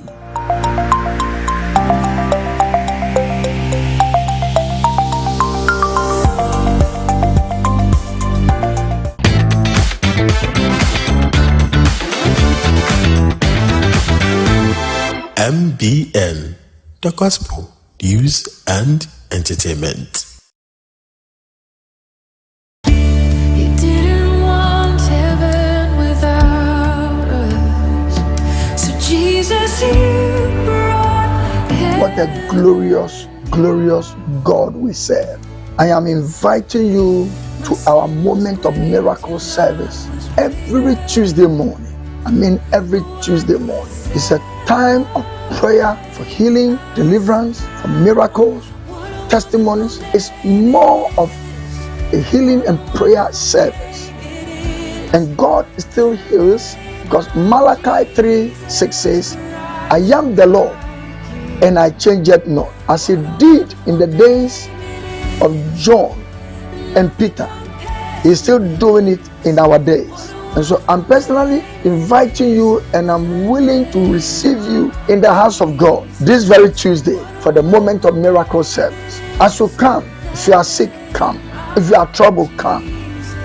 Evil attacks, Tuesday morning is for you. God bless you as we see you this Tuesday. And I want to encourage you. I will always be on MBN TV, and also keep watching me on all our social media platform. God richly bless you. More direction, call the number on the screen. Remember this, even though we have churches all across the nation, especially the villages, we are located in Nungwa, Adogon. God bless you. Bye bye for now.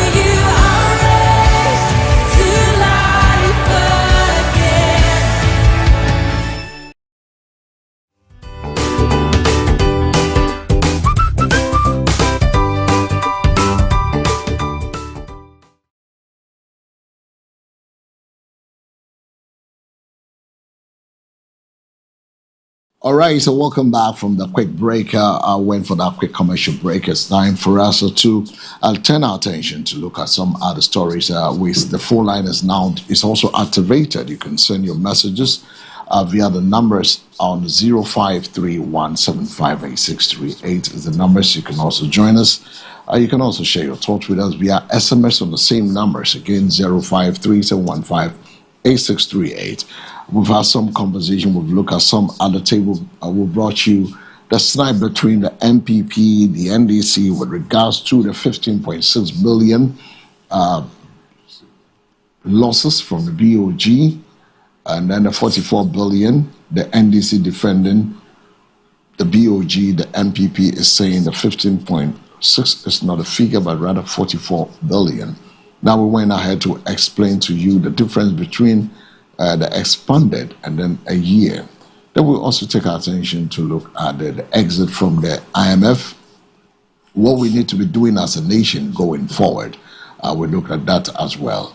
We also looked at the promises by the presidency, adding to the national grid very soon. We'll see a salt cutting coming up for the 1,200 megawatts of power plant that the president is looking at getting Ghana to add to the grid so we can have enough power. Then we'll also look at stability as well as accountability, and as whether we're really getting value for money. Is Doomsor really pertaining? All the levies we take from the people, are we accounting for the levies as well? What are we channeling the money into? We have that discussions also already. We have some more other discussions coming up where we'll be joined soon. But my colleague joins me, not decided to join now. I don't want to say good morning to you now, Jama. Now, good morning to you. Good morning. How are you doing? I'm Well, I believe that you follow all the conversations we have so far before getting into it. Which of the stories that really touches you that you want to talk about before we move on to other matters? The local government autonomy. Yeah. Can we? No, so you can talk about it since you said you want to talk about that. So you can go ahead and talk about it. So I know that the local government is made up of the MMDCs, and so their job is to, not to implement policies, but then ensure that the policies of the government are being followed in our districts, in our municipalities, and all that. Yet they still depend fully on the government for everything. And I know they have a trust fund. Yes. So what at all do they use this monies for? When maybe you are being arrested by an assembly, you are supposed to pay a fine or something. Those monies, what do they use them for? Because you get to a community or a district where you see that their sewage system is not good. There's no street lights. What at all do they use these monies for? Are they waiting for the government to come and give them the go-ahead? Okay, you have the right to do this and do that. I still don't get it, because I know that at their level, they are supposed to handle those things. So sometimes the citizens tend to pour their frustrations on the government. I know the MMDCs are also part of the government, but the higher level, that is where the citizens turn their frustrations to. Meanwhile, we are supposed to hold our assembly members, our MCs accountable, because that is their job. That is why we voted for them. That is why they were appointed. That is their job. So what at all are they waiting for, that they still continue to depend solely on the president, the MPs, the ministers? I really do not understand that. Well, normally what happens, the local governments are truly empowered to drive development. I mean, these are the developmental agency in all the constituencies you find yourself. So it's not mainly depending on government. What includes that most district budgets are released through central transfers, such as the district assembly common fund, often delayed or restricted, and that comes from the central government. MMDCs are appointed rather than elected. Remember, the Expo administration was looking at electing the MMDCE, and that became also a bone of contention. But the assembly raising the questions about accountability. Assembly members are being elected. They are also part of. Yeah, so that is why others are calling that instead of appointing them, they should be elected into office. Okay. And because major development decisions often require central clearance, and that is slowing implementation. So people believe that if they have that autonomy to be on their own, to run their own affairs. It will speed up certain projects. You don't need to go through the central government to be able to get all those informations you need before you be able to do that. So when we begin to go through autonomy, where we vote them into power, that we can hold them accountable, then it can raise those money. Because if everything will have to come from the top before it gets into the kitty, that is where the delays comes in. So major development decisions require clearance. You need to get clearance from the central government before you can do all those things. So these are where the problem, the bottlenecks are. If they are appointed, then they have to be at the better and call of the person that appointed you. And most district budgets are released through the central banks, so the district assembly common fund, and sometimes it's restricted. There's not everything you can use that money to do.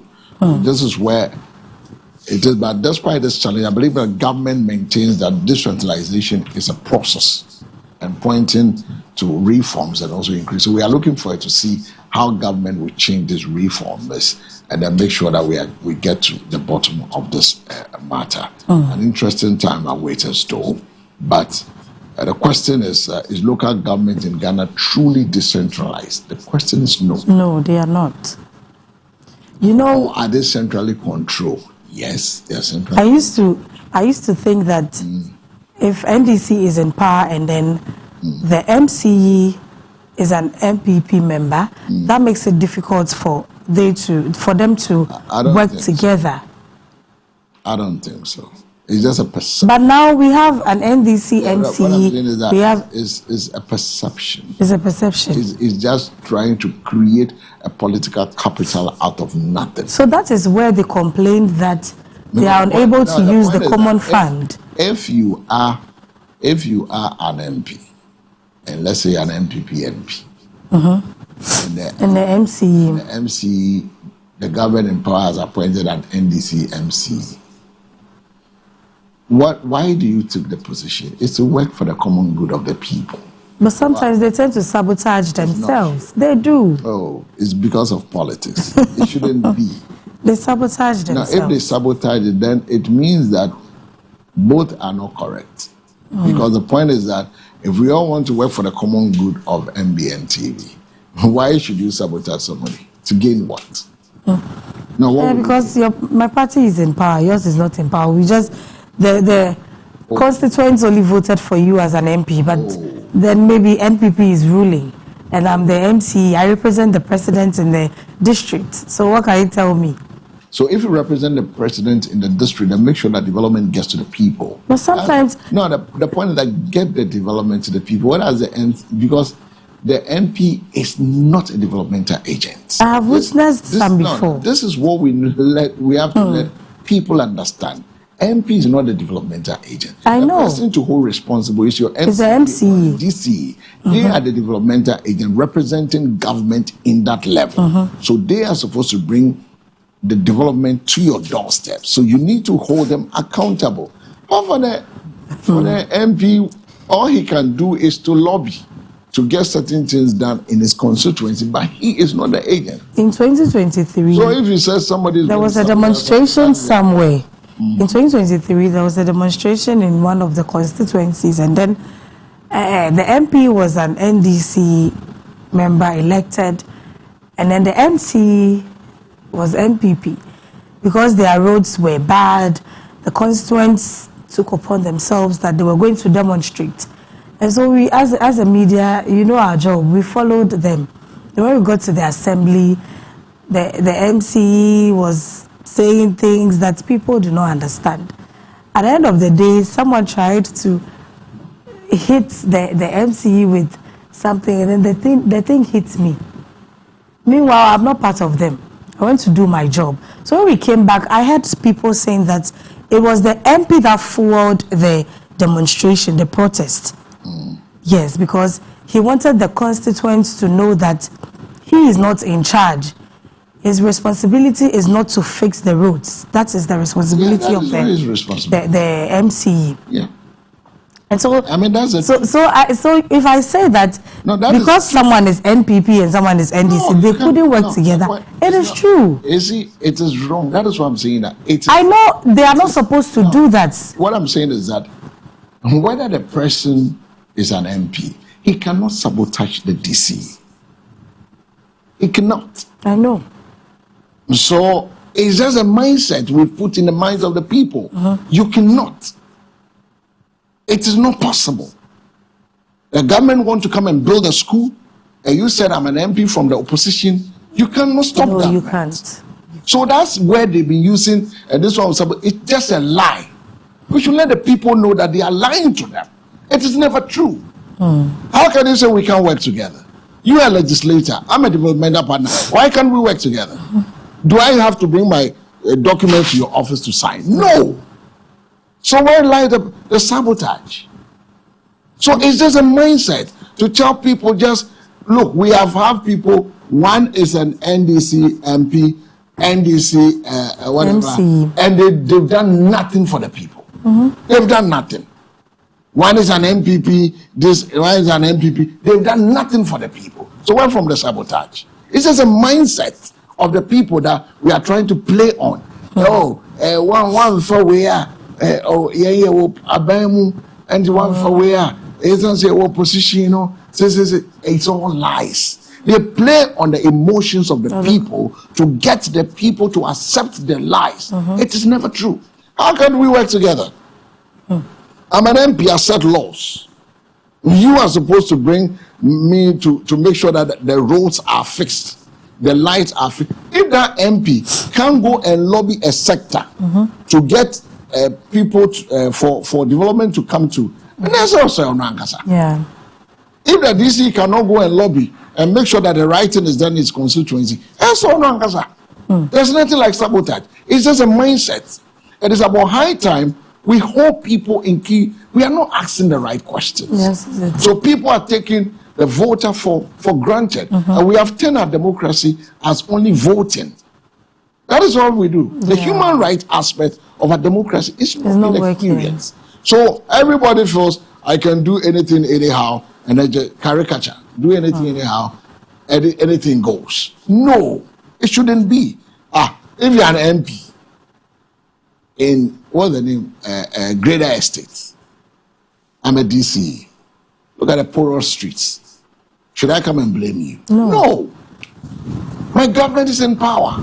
Government has placed me there as a developmental agent. I need to work and make sure the right things are corrected in my constituency. It doesn't matter who is the MP there. What we need to do, we can be in the same thing because we want to develop our constituency. Yeah.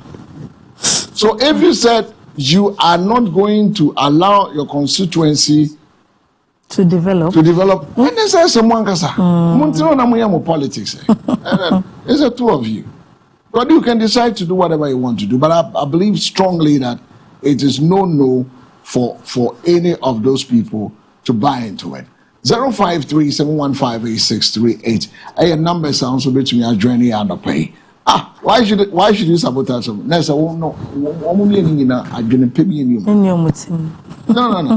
You are not thinking right. No, why should you are not thinking right. I'm into 053-715-8638. A numbers no. Also bit to me afraid what venture about and no pay. For cause of years yenko. Na mesra ofra ma otiv no volume no enko fom ma nanko fom mesra ma nanko fom na yenya nkomotwetwe ne yentwetwe wo phone no so enye TV no so na say DC ewo area na MP or see you can work together. Nurse, I'll say a pammo. Hello, good morning.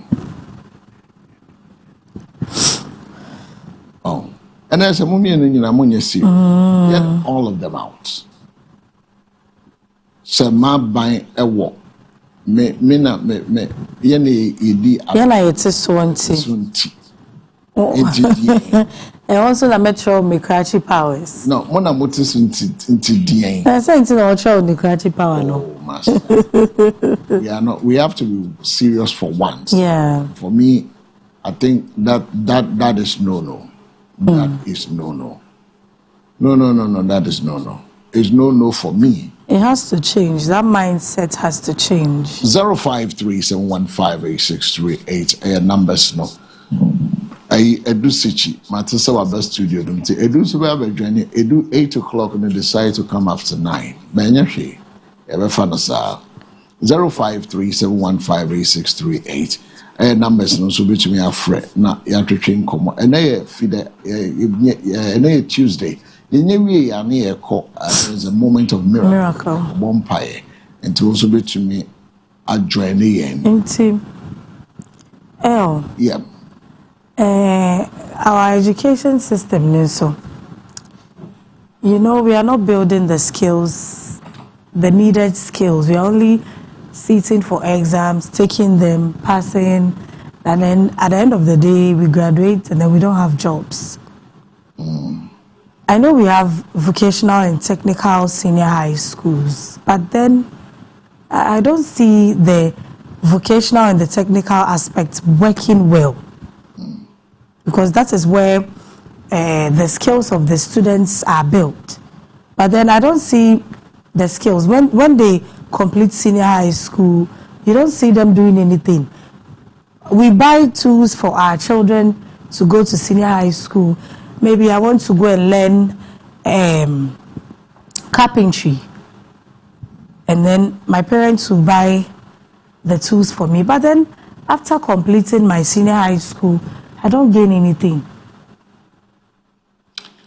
Well, for that is our education system has been heavily examination oriented. Okay. That is all. That is the problem we have, where success is always measured by grade rather than practical ability. So that is the problem we have as a nation.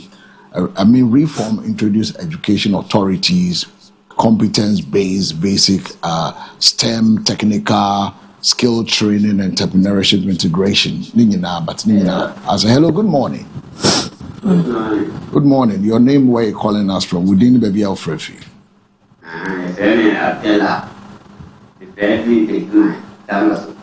Okay, Abdallah, it's you.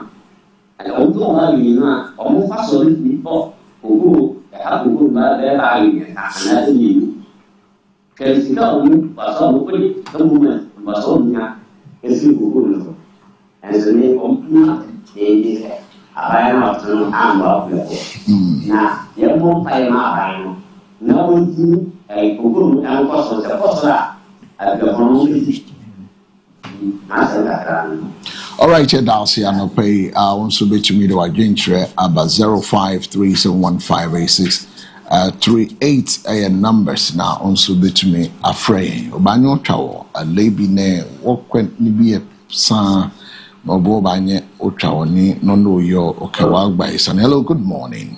Morning. Master Tichiman, the NCO. There was a photo of almost on that. Very strong power of the mind. Among the and you hear they will program this packet of a yearly for government. They can't take it and yet it is very good.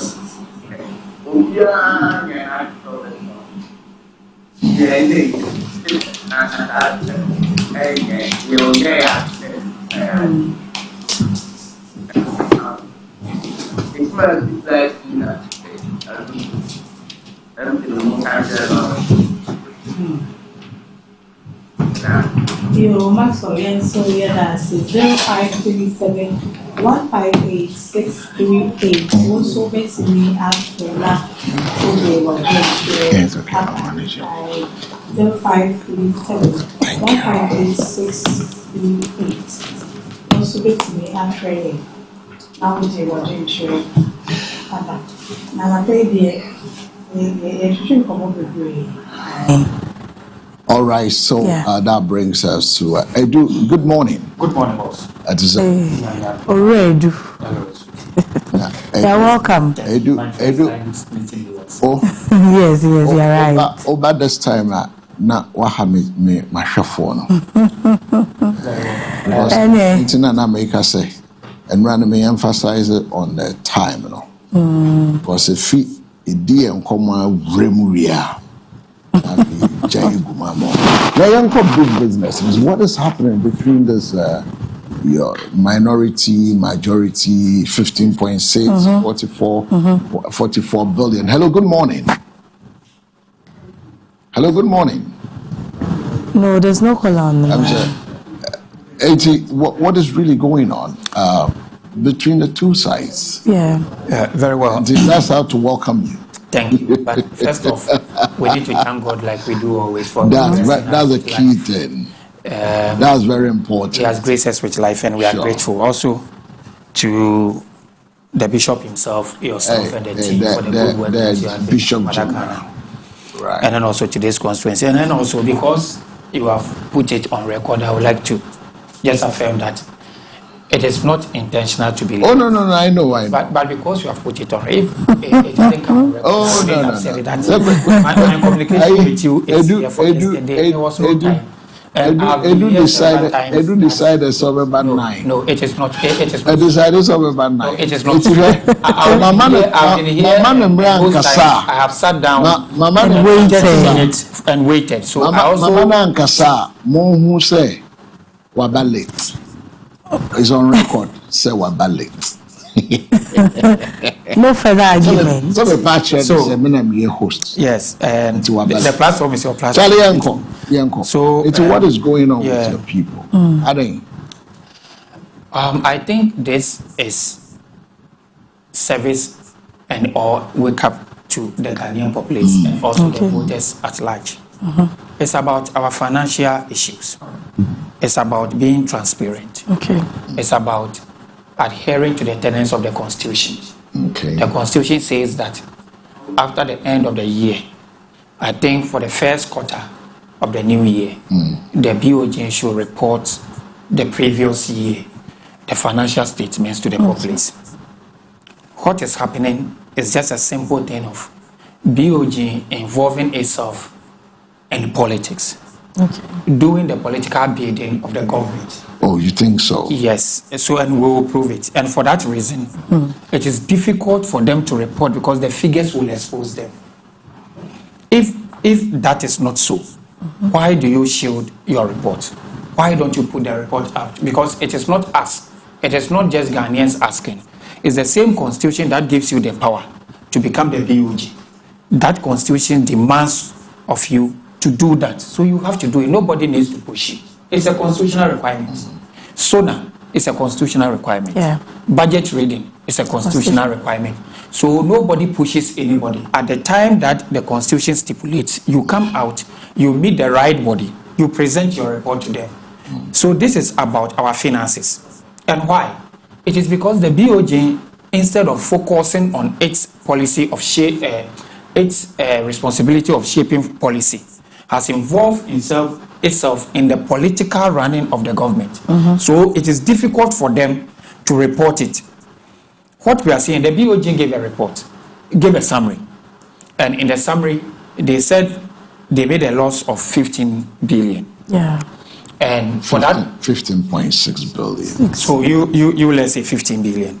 Let's take the rest. No, 15.6. So I am on the floor. 15. So 15 billion. 15 billion plus. 15 plus billion. Oh. Then just add the 0.6 and let's go. Oh no, it's because the plus could be more. Okay, so 15.6 6 billion Ghana cedis. If you approximate it, 16 billion. Just allow. if that is just okay. allow Edu to do what he wants. So you, because I'm rather cutting it on the low side. All right. If it's 15.6 and I say 15 billion, it means I'm cutting it on the low side. If I said, let's say 20 billion, then you will say that I'm doing propaganda. But this one, I've rather cut it on the low side. So they brought it, and then people started going into the summary.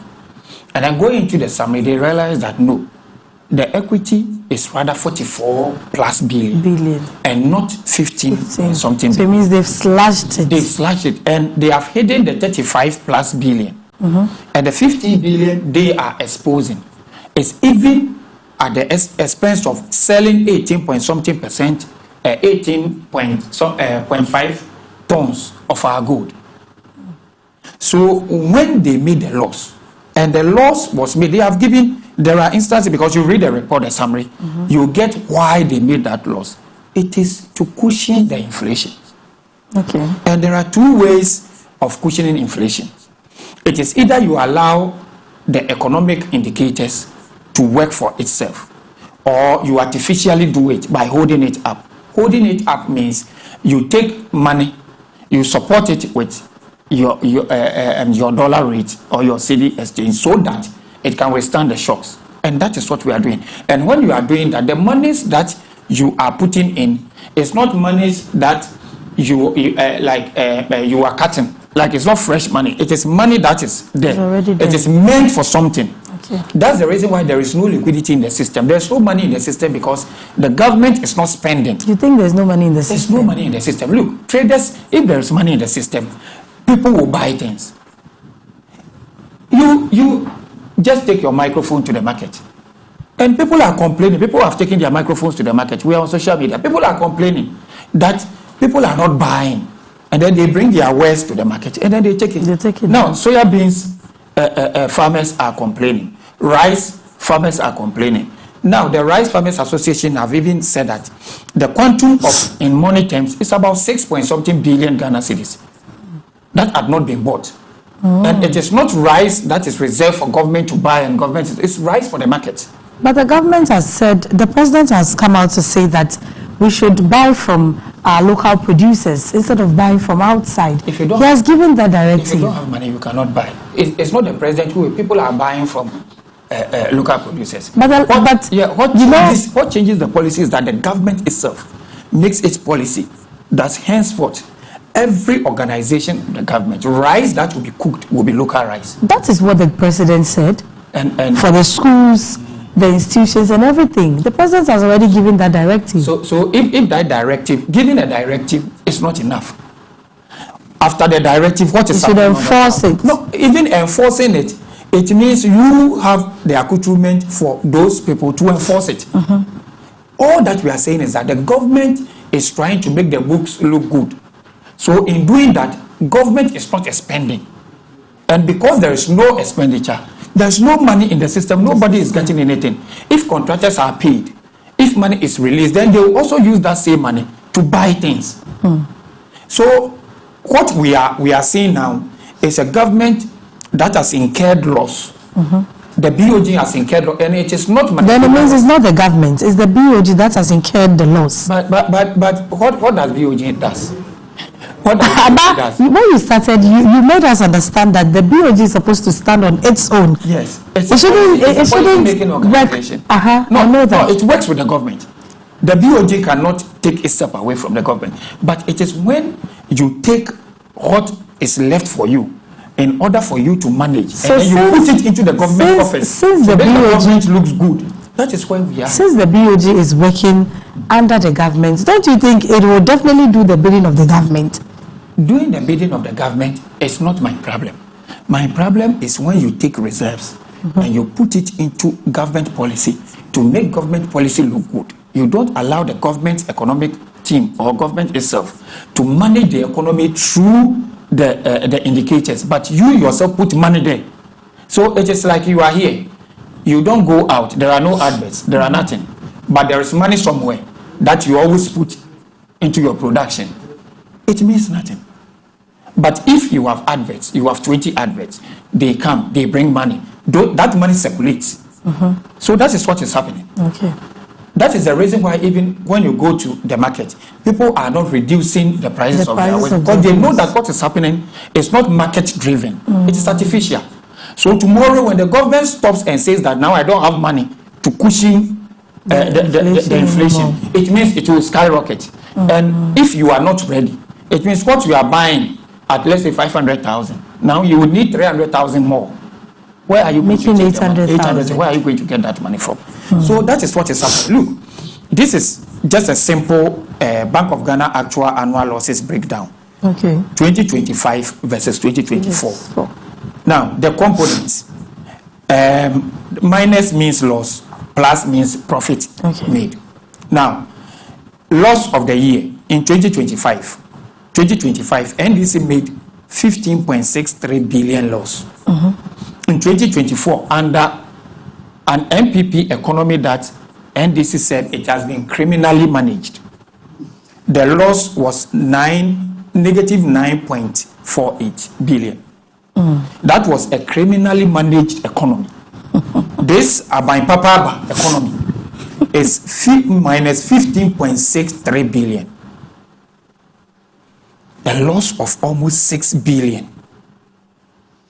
Now, when you go to other comprehensive, what they call OCI, other comprehensive income, in 2025, NDC, even in income, the OCI, they made a negative, they made a negative loss of 19.32 billion.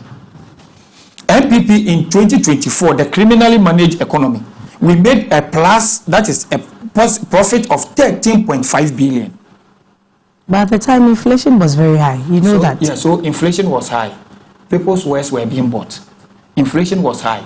But when you go to market, there is money in the pocket. People were buying things. Inflation was high. When inflation was high, OCI, the government made a profit of 13.5 billion. When inflation is 3 point something, you are making a loss of 19. If you have a shop and somebody is managing it, and in 2024, the person made profit, and he said the person didn't do well, you bring another person.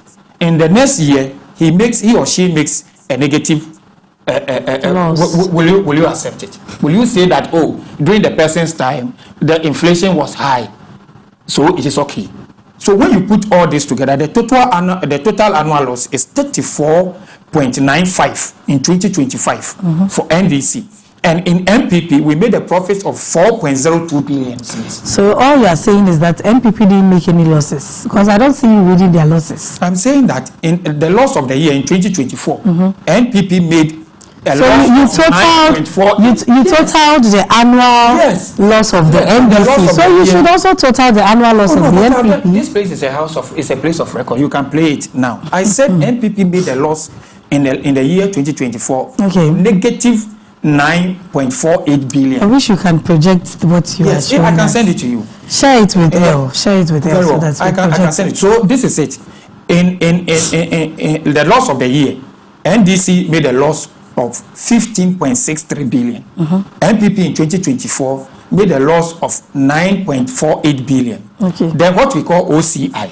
The OCI is the other comprehensive income. like you have other incomes that come in aside your the marketing and the adverts and so with other comprehensive income, NDC even made a loss of 19.32 billion. MPP made a profit of 13.5 billion. So when you take this from this, we made a profit in 2024 of 4.02 billion, whilst NDC made a loss of 34.95 billion. Now let me ask this question. Interestingly, I mean, the MPP is insisting on 44 billion, while the BOG report states 15.6 billion. I mean, what specific items make up the additional 28 billion the MPP is added to this figure? So it is not the MPP that is added. When you go to the summary that the BOG itself, they are saying that equity is 44 billion. So you are hiding that loss in equity, and you are then projecting 15-point-something billion as your loss. Anybody who understands finance will go to equity and say that no, this should have been added. So you think the 44 should have been added to the 50? No, the 44 is the main. So when you go to the figure shouldn't change. Yes, so 44, and then they brought 15-point-something billion, and then they added 34-point-something billion. Okay. So you add the 34-point-something billion to the 15.63 billion, and then you get the 44 that has been stated in their summary. So in the nutshell, could the difference be a matter of accounting clarification rather than actual additional losses? No. If it was, they would have included it. They wanted to hide it. What did make it that they want to? Yes, what made you think they wanted to hide it? Because you should name. One thing that I don't do in my analysis is that I don't take my personal life differently from what happens in governance. So this is what you are talking about. No, if you have something that you can read, maybe. So the financial report of Bank of Ghana 2025 reveals a deepening financial crisis with a net loss of 15.63 billion Ghana cedis and a negative equity position worsening to 93.82 billion Ghana cedis, driven by high interest payments on open market operations and gold program losses. Despite these losses, the bank operates as a going concern, relying on gold sales and policy measures to maintain stability. So the equity you're talking about is the negative equity. So what is negative equity? Negative equity is loss. When I go to bank, there is positive equity and there is negative equity. When I go to the bank and I say I want a loan, I need a loan to import fish. Okay. The bank will ask me, what is your equity for coming? Okay. So maybe my equity is that because I'm in the field, I know that if one container comes, I need about 200,000 to clear it. So what I have prepared for myself is a 200,000. 200,000. So I need, and the 200,000 is at your bank. So when you check my accounts, you see. But then I need the money to import. So that is what I'm coming from. So the bank now says that I have also contributed something. I'm not just coming with an empty hand. So there is positive equity and there is negative equity. No, so I get you, but you see, with this back and forth with these figures, we had pressure by the minority, we had a pressure by the majority. Is this level of alleged loss unique to this administration or part of a longer-term central bank recapitalization cycle? Bank of Ghana, or let's use the Bank of Ghana, they make losses.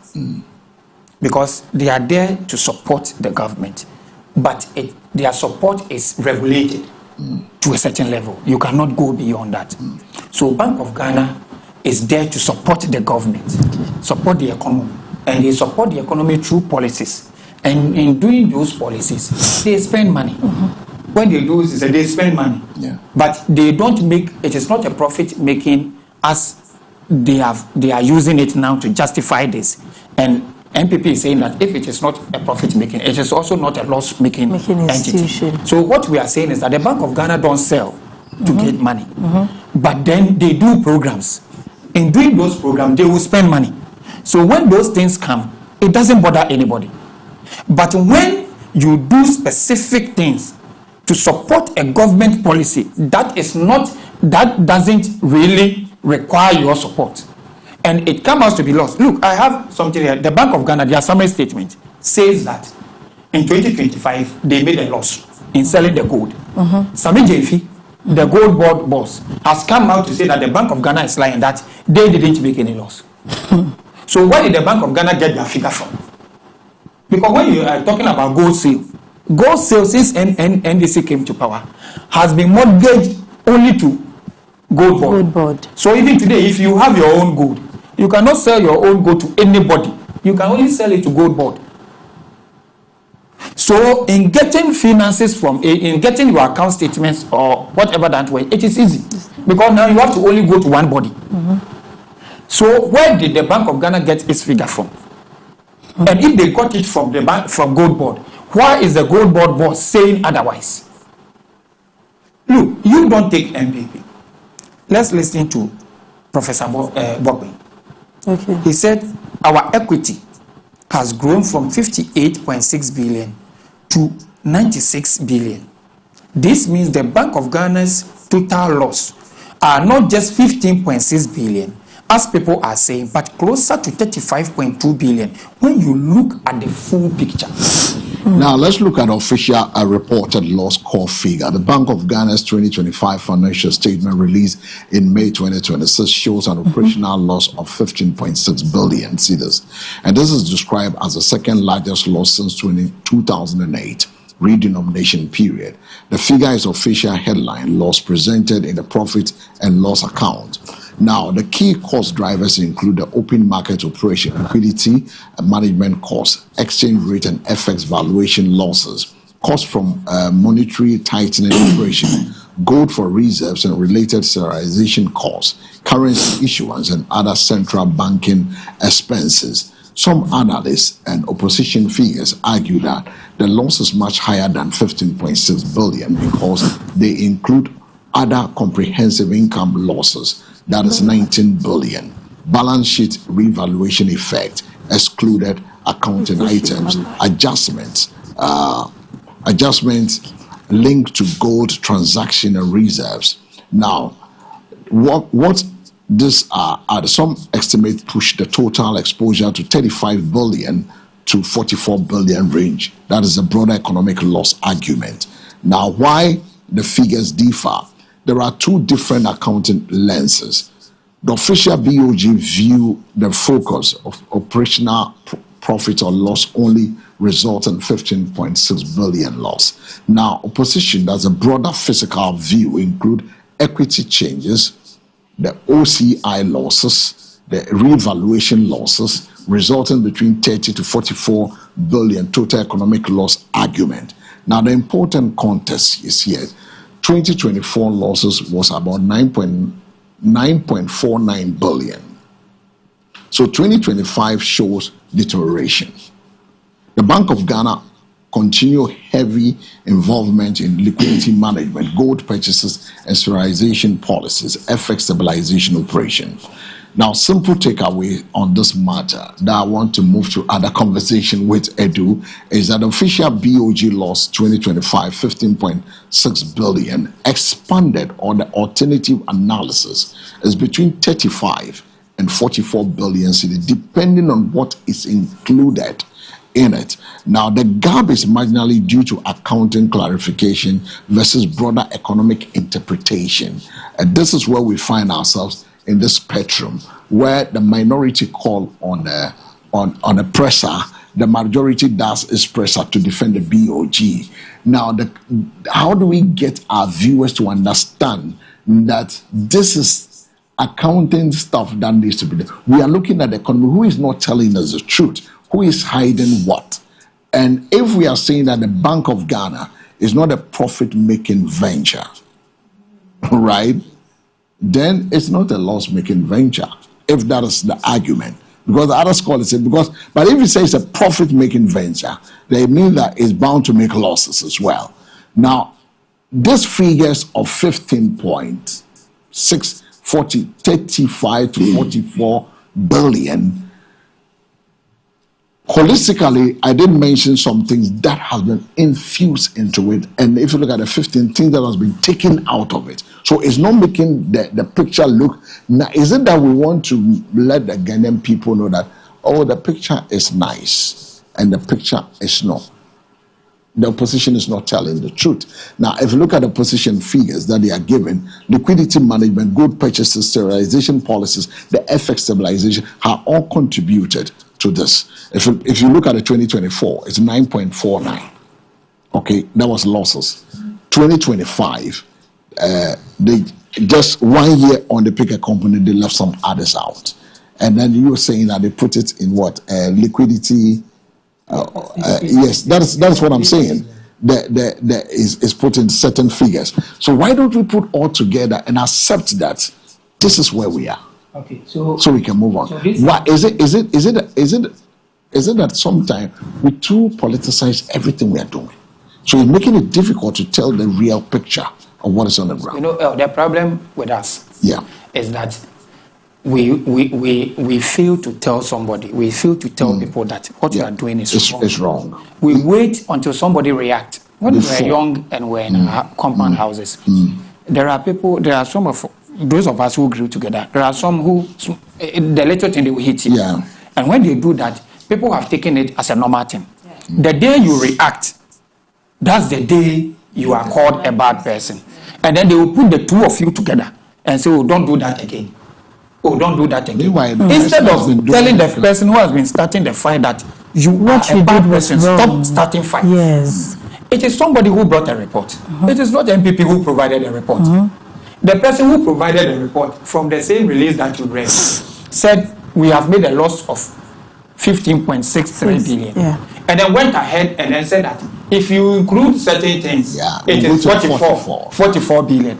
So even if you include this between 35 to 44 billion. They are smartly saying that it is between 35 and 44. The 35 is adding the 15 that they have already stated. So when people present reports, it is up to us to look into the reports and compare. Because people can hide. That's the reason why audit is done. Yeah. There are internal audits that are done. When internal audits are done, some things may escape you. It gets in the know doing external audit. So why do those things? Because maybe they didn't understand the English that was written. Because somebody can write English and hit something within the English. Because you mentioned the 15 as a loss. Yeah. And now you are saying that. And then you say equity. And equity, you just left it equity. But there is negative equity, there is positive. Equity. So why didn't you qualify it? So it was stated as negative. So why the first one I read, so why do you then separate negative equity from loss? It is all loss. It is loss. So MPP does not come into this like putting us together like politicians are taking. No. There is somebody who had overwhelming endorsement from Ghanaians that we are giving you this to manage the economy for us, to manage the nation for us. Even in parliament, we are not bringing the opposition close to you. You can do whatever you want without the opposition's presence. So we are giving you this number of seats.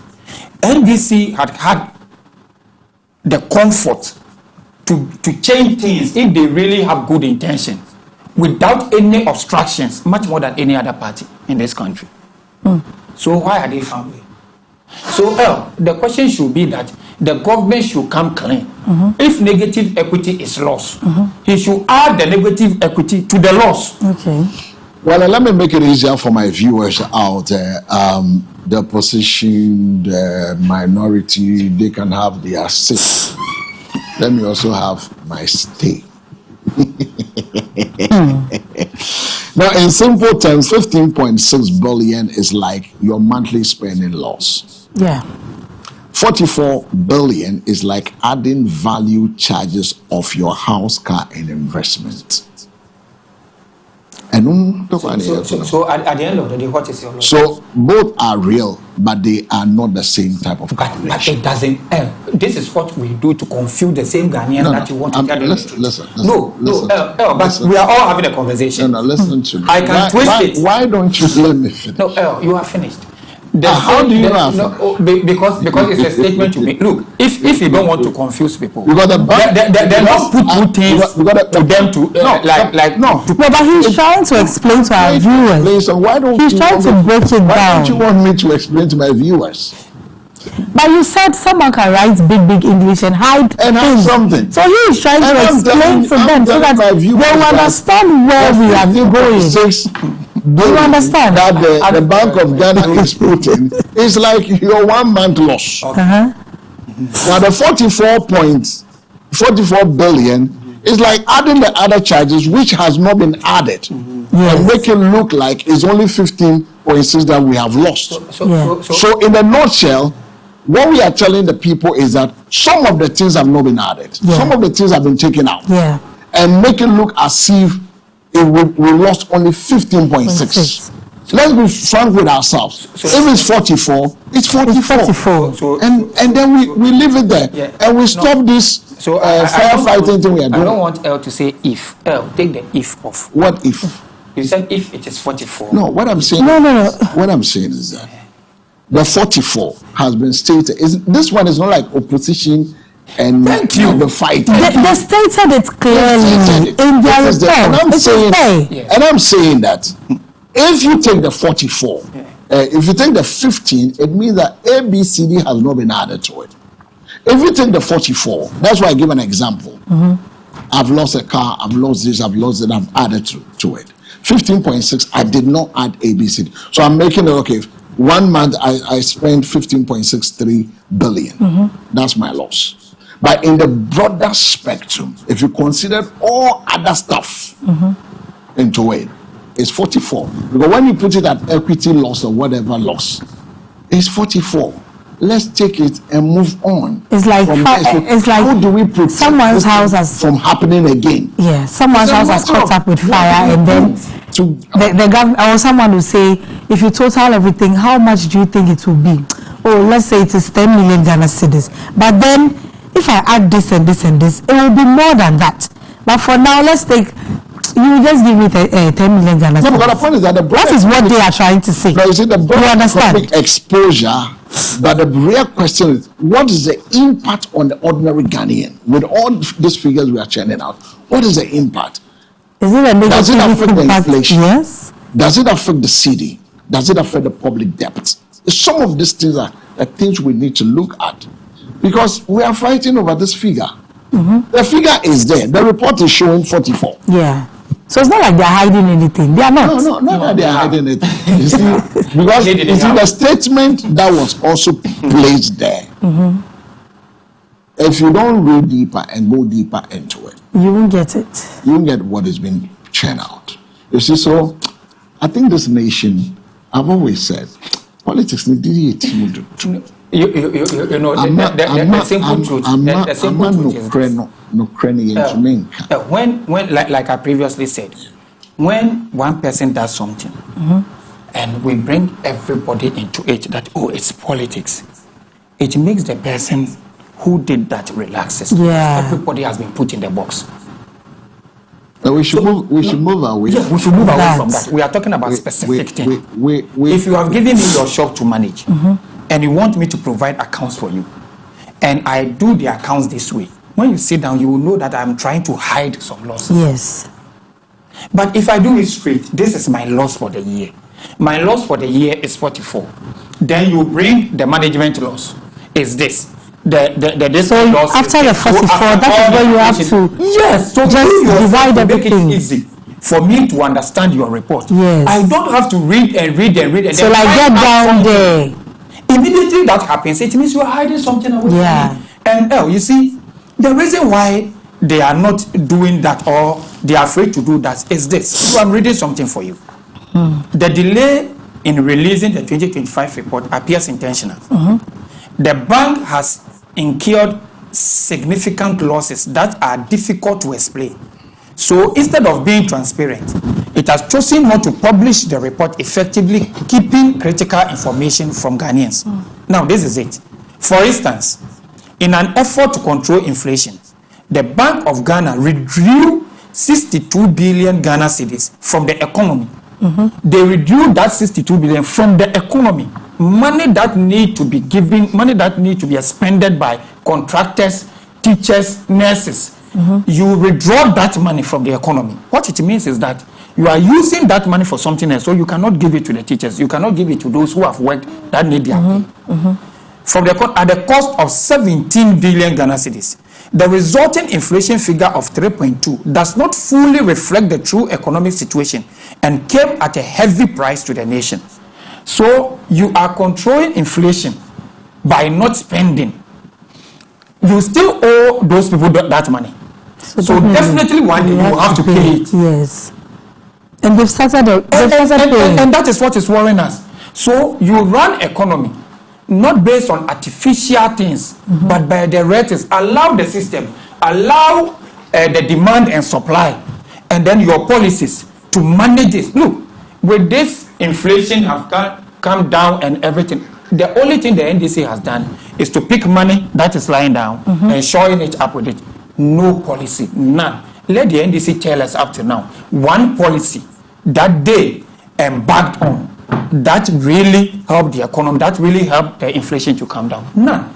It is only every month they put in 1.5 billion. Every month they put in 1.5 billion. And that is why we are where we are. Well, so we go to the phone lines. The 15.6 versus 44 has eaten our herd and has turned the conversation into a different direction. But I wanted to ask Edu a question based on what I wanted to share with him earlier on. What would have the MPP done differently in this situation? What the MPP would have done is what the MPP did. You allow the markets to determine the economic indications. So what you can do is rather to strengthen the banks with your policies so that the banks can get money, can have enough money to even give to those who need loans.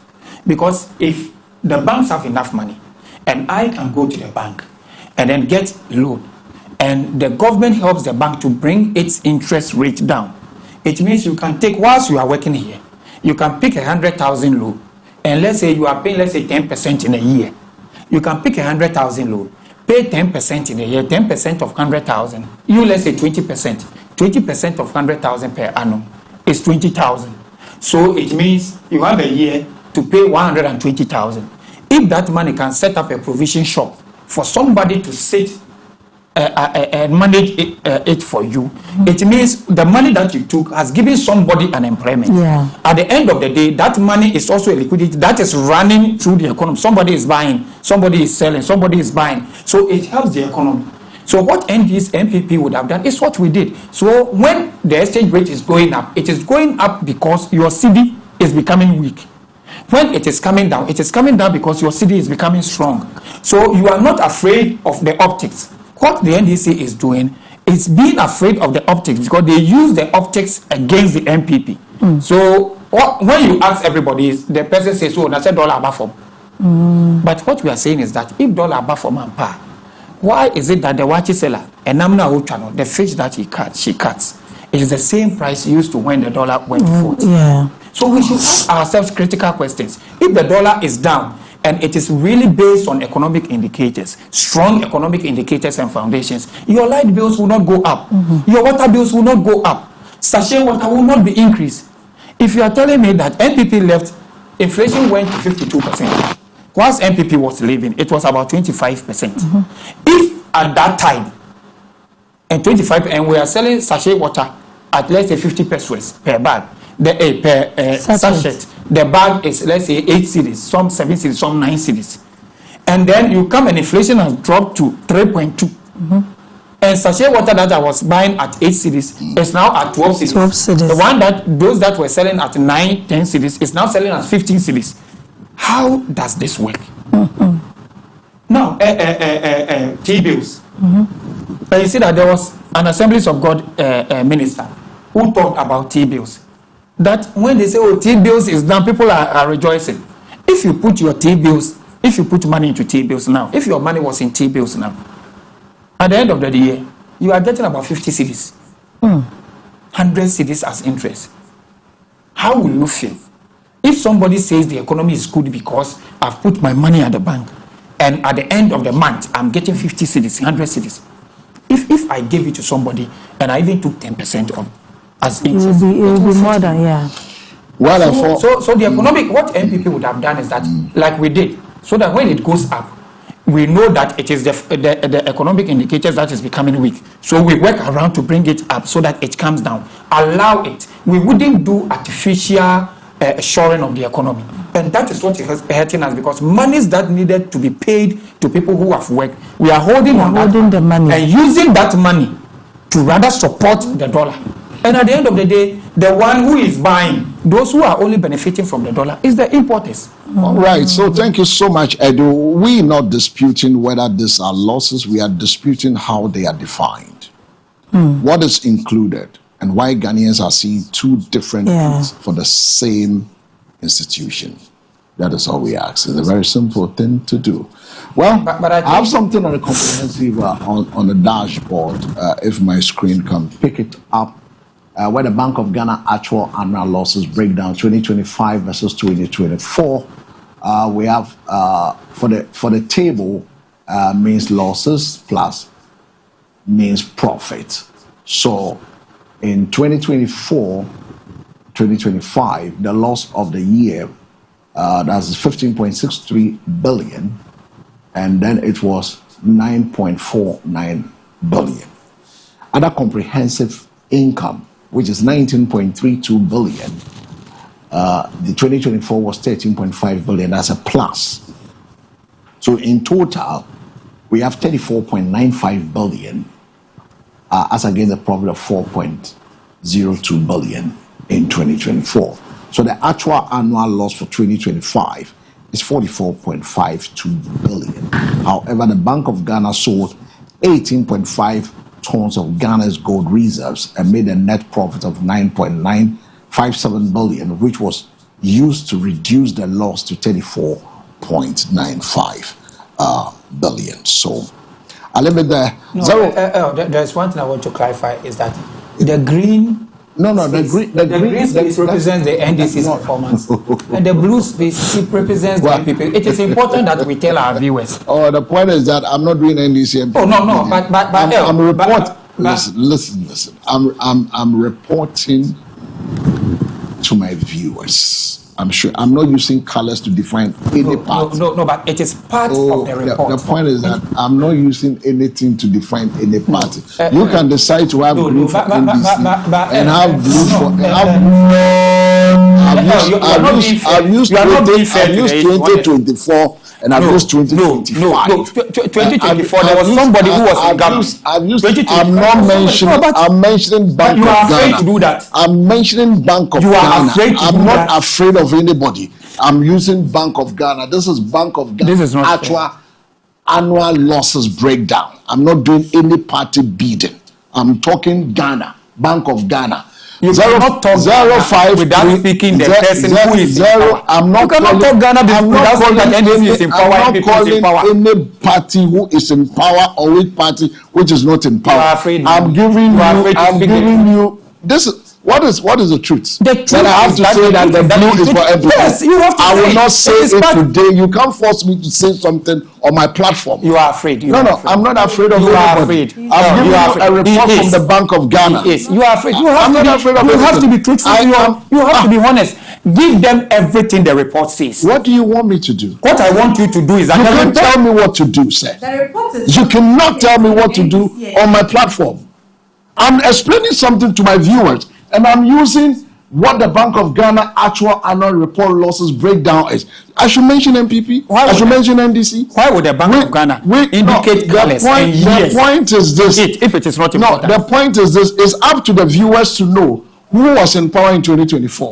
It's up to the viewers to know who is in power in 2025. To speak, and I'll also tell them. The point is that what I'm saying is that the viewers will know who is in power in 2025. The viewers know who is in power 2024. It is not up to me to come and tell them who was in power in 2024, who was in power in 2025. My job is to tell them this is coming from the Bank of Ghana. That's the breakdown. It's very simple. Simplicity.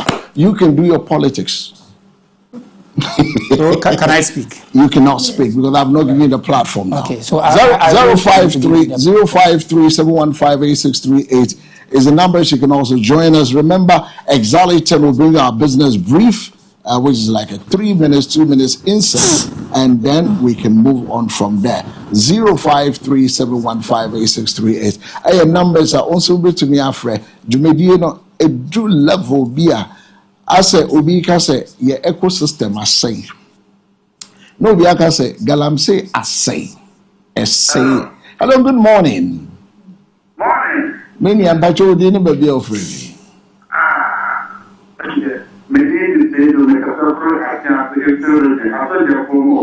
Okay, Mini.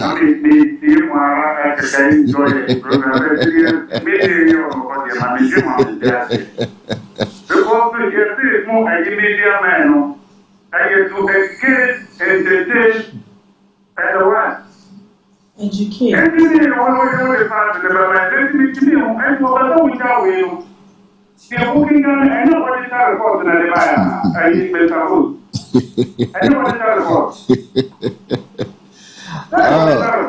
That is that.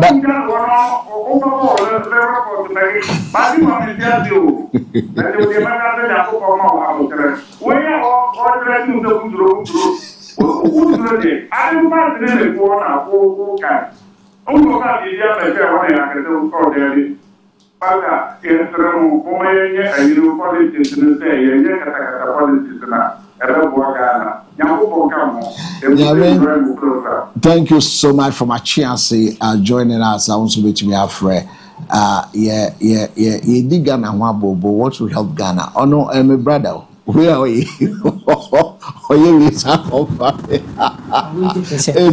Edu say or train patient. Or say the man no so I'm just waiting the point is that I'm just waiting what Chris will also do tomorrow. Hello, good morning.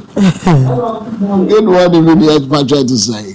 Yeah, this honorable Joe. Hey, Joe, how are you? Yes. How are you? I'm good by His grace and you. It's been a long while. What's up with you? Dinah. She'll hear. Okay. Thank you very much. I think you have done a very good job. You have demonstrated to us that you are truly a media man. Because if you look at FDG, they have not learned their lesson. You see, propaganda can never win you power. The FDP guy wanted you to speak to something that is not existing.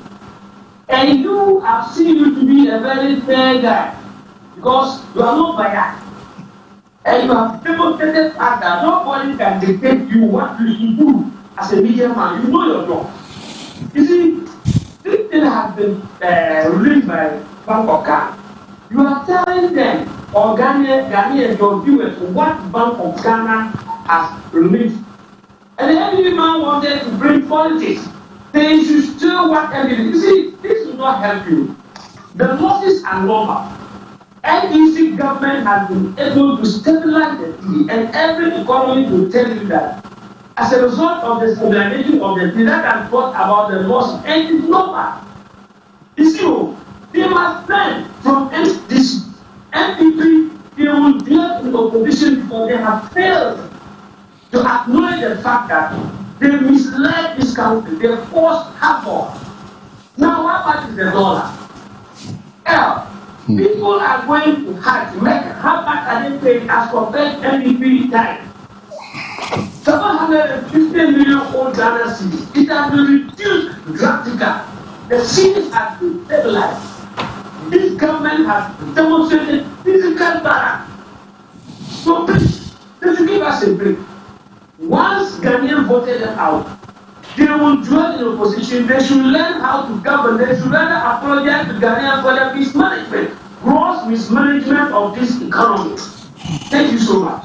Thank you so much, Joe from the Northern Regional Capital, Tamale. 0537158638 is the numbers. You can also join us. You can have a conversation with us. We're having a cool as we're trying to see how we can shape and rewrite the narratives of this nation going forward as a people. What makes... Hello, good morning. Good morning, Pacho. Dina baby of Frifi. Ajara Taifa Junction, Auntie Etio. Ekichi Yanko. But I say, NDC for bigger number de buy and correct. Only in 4 of the land correct. Now, sitting on so buyer, every 4 years, do 40 and more. Only good, this guy can kill my and NDC for a 2 good dollar than in the management. NDC for buy a human no money. Your school free, then your baby are for them. Okay, this is called 200. You can't be a cabin. After TV, I do 25. Yeah, we teach a forever a year, my phone, and another, but no Muslim. Nobody got a good number. That is for my family now. I feel so say, for a lady. You must buy a 2 years ago. So we have still no good buy, almost a year for a yes, I think. I have a great morning out 0537158638. Mr. Ofrana Wama or TV no volume na abafom. Now we're muting so we can have a conversation on the phone. It's better to have a conversation on the phone with you. Hello, good morning. Good morning, sir. Good morning, Ni Tete. Tete Bora be a yote. Now, the one is Isaac. God came and fishing. Everybody going to be done. Mama, the 2 best news, currently in Ghana. Me, I'm age of 14 years. As far as I'm the DBA was for hotel when you need hotel when you need kilos. You could in what I actually do as DBA was if I walk in your own. I'm away. A war president take a mission on me in Hani Ghana, Iyano. When I can tell you are a best journalist acting as a professional. Means that the journalists are the fourth half of the governance. Am I true? Yeah, remember between me. You are the fourth out of the governor. You will carry a papa, you papa, you time. Carry that you jam, but you are jam. Square the Alita. He had those characters of that room. I wish the past $1 million. That one I get. If you have Jim of Roddy Man, you can say, you if you can ask me, that was a kind of machine. I look at how I lost weight. Leave your image impact on how I want to that was the time I give the ATM. But then I've been a man with around only 25 series. About more one sack. That's 2,000. You got to be the war. At the time, you want to get 1,200. When the woman stabilized, oil stabilized, dollar stabilized, oil, food, and fuel stabilized. I'm a army. When my name is Matewake, I've just ended up public scars bio. Every woman is still going to see Kewake. I have of Mufia, or Henry Gala, Henry Yoganasi, Lantan, 75,000 organized. It was a scar and I'm a Jaramai. Babo God, then as ya tell you, you know what I desire. In the desire. This I can know what I desire. Then being a governor of Ghana, better what do you no, the only issue I make us one of the number of money. But I can't last month I made a go farm.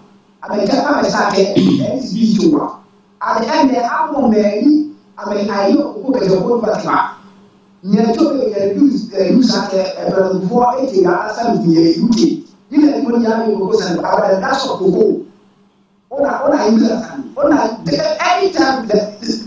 Anytime now you expose to MPP, this is a new issue.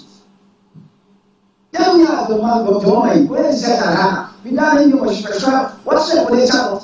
That's about me. When they came out, is the best economy. Yeah, I would have because of the economy. At the end, you have to come here and touch the master. Come and let me say, what we need data. The grammar is the one and of nothing of the women in the trouble. I will scratch for Sunday. The end of the battle in the again, have a good morning. Have a good morning, Ni from Tabora. 0537158638 is the number. So we've got a few more minutes. We pick some few calls. We do our birthday and then we wrap up. In terms of which me afre, a dream round so my one ka or 0537158638. A numbers no. Let's get our voices heard because your voices also help to shape the nation. Hello, good morning. Yeah. Hello, morning. Good morning. The pacho within the baby of Freddie. Abdullah. Now it's a because a mine say one for good in Yabota. Like what goes and now one year. What was that? I was by a blue market for her. What is that? When is that? A blue sugar, talk about over here. Needs a while that all 1 year. What call 1 year? Now the old day. I can do it, now the book of over here. That's a body about it. Indiana. No, we got for Mafra, and yeah, I will go. And you said that I don't know I was so more with you. Good associate, yeah. And a young woman getting the almost what it? The economy, the religion, a woman, a original. Ghana, young woman, but so many young.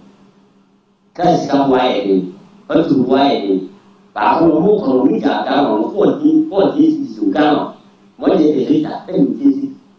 What's that? More of my我想我是在路家让做的我先做，你看到我们把货，我们那辛苦家，你看我们家把我们保护家，把我们家他给不了，你今天那还干我们家，我把这地在路，我还没家，现在哪是我们的阿乖，爷我们要过7年，我们也打我说呢，那你要把我这边嘛说哎不要我是哎。ada orang luar yang dia berada, orang kata dia mau buat itu, apa ni suatu ni masuk pasal piwata, ni apa ni semua saya, orang mau tu orang piwata ni orang ni orang saya, orang ni pakai sana dia mana, esok orang tu mana, namun saya main itu bisa, mereka sana tu, kalau nak main itu sana, Mama itu beres, nanti kok mau bah, guna ini, kamu bah kena omong, kalau tadi ini, nanti yang guna orang ini, ada yang dia mana ada wire mau mana wire pokok kalau ni and 120, as only for Abdullah. Orang kan orang umur dia berapa sih? Jadi aku tidak, ini mana sih saya bukan. Abdullah Yadasi, Yanshi Yadasi all the way from Tichiman, 0537158638 is the numbers. You can call us, you make your views known, and then we move on from there. Like I said, Exali will bring you the snipes of the business brief in a short while. But in between time and now, you can give us a call. Exactly 10 after 10. We'll bring you the brief. We come into the studios. We'll start wrapping up. Hello, good morning. Hey, as I say, Boga. Bibi ako yedie. Bet.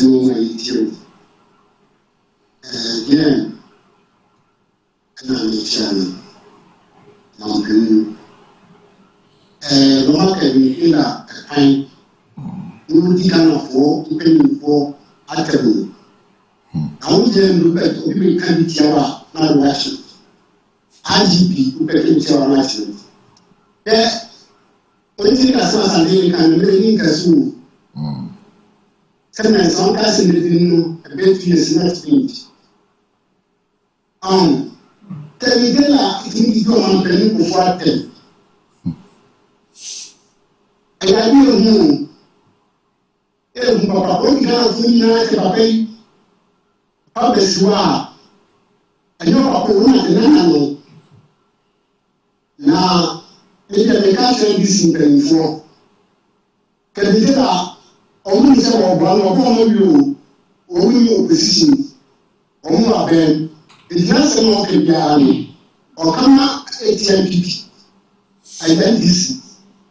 We do the Rama for me, we see me, and we make a show. On kind of activity out of oh, no, I can't wait to get a food as I can put the same, I can put the same. I think what to say, and California, they say the 54 miles which I do not add. It can be done by me as Boga, may you share a right? No, I mean, cattle. Let me say, right? I said, no, I'm going to do. And one of your especially only than my because we can keep on a Canadian cry. Only if I should know me than me. And some of the only something yet believe only if you could dance, of course, the team and just people gather you. Would be okay, she does pass to the brother. Oh, I don't want anymore. If there is a one than my because of the second can we a back out. As a hospital, they don't be black people. And I was saying, Amen. Amen. On Council Boga, the former finance minister and ranking member of Parliament Finance Committee, Dr. Mohamed Amin Adam, has petitioned the International Monetary Fund (IMF) over concerns arising from the Bank of Ghana's audited 2025 financial statement, warning of what he describes as material implications for Ghana's macroeconomic stability and fiscal outlook. In a detailed letter to the IMF, Ghana Mission Chief under the Extended Credit Facility (ECF) program in Washington, D.C., Dr. Amin Adam said the fund must pay closer attention to the safeguarding gains made under the program. He commended the IMF support but stressed that greater attention is paid to safeguarding the durability of these gains as Ghana exits the program. He raised concerns about what he described as a worsening negative equity position at the central bank, citing figures showing an increasing from 58.62 billion in 2024 to 93.82 billion in 2025 for the group, and 61.32 billion to 96.28 billion for the Bank of Ghana itself. According to him, it reflects a situation where meaningful balance sheet repair has not yet commenced in substance.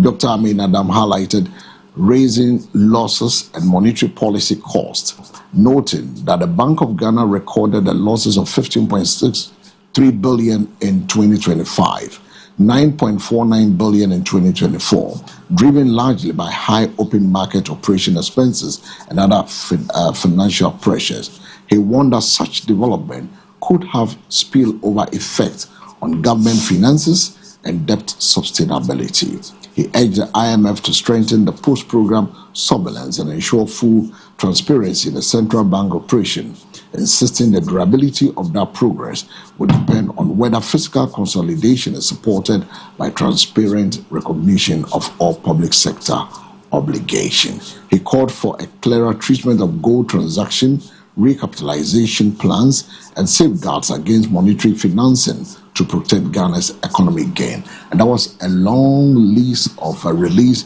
from the former finance minister, Dr. Mohamed Amin Adam, also known in political circles as Amin Anta.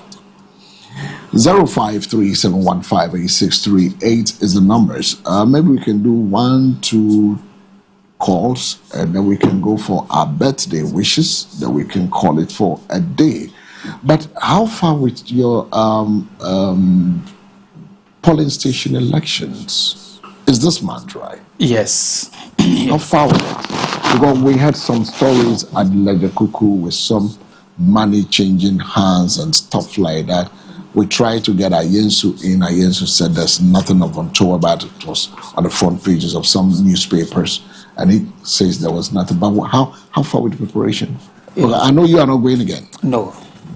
Yeah, very well. Because you are too apostles. Oh, not really, but I've had 4 years, I think. You think you've done enough? It's enough. No, but you've done a lot of work there. Yeah, but maybe somebody will come and do better than I.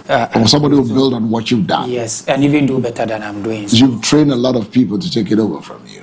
Not really. There are some, and even those that I worked with, there are only 2 of them who are interested. Oh, okay. The others, they are people in the party, and they have every right to go. So they have showed interest, and I don't think that better than anybody. I think when they come, they will do better than. They will do better than. Yeah. So I wish all of them well. But how is it going? Yeah. When is the date for the election? It's going well, and the date for the election, I think it's because we were given 2 days for appeal, in case, because we are done with the vetting.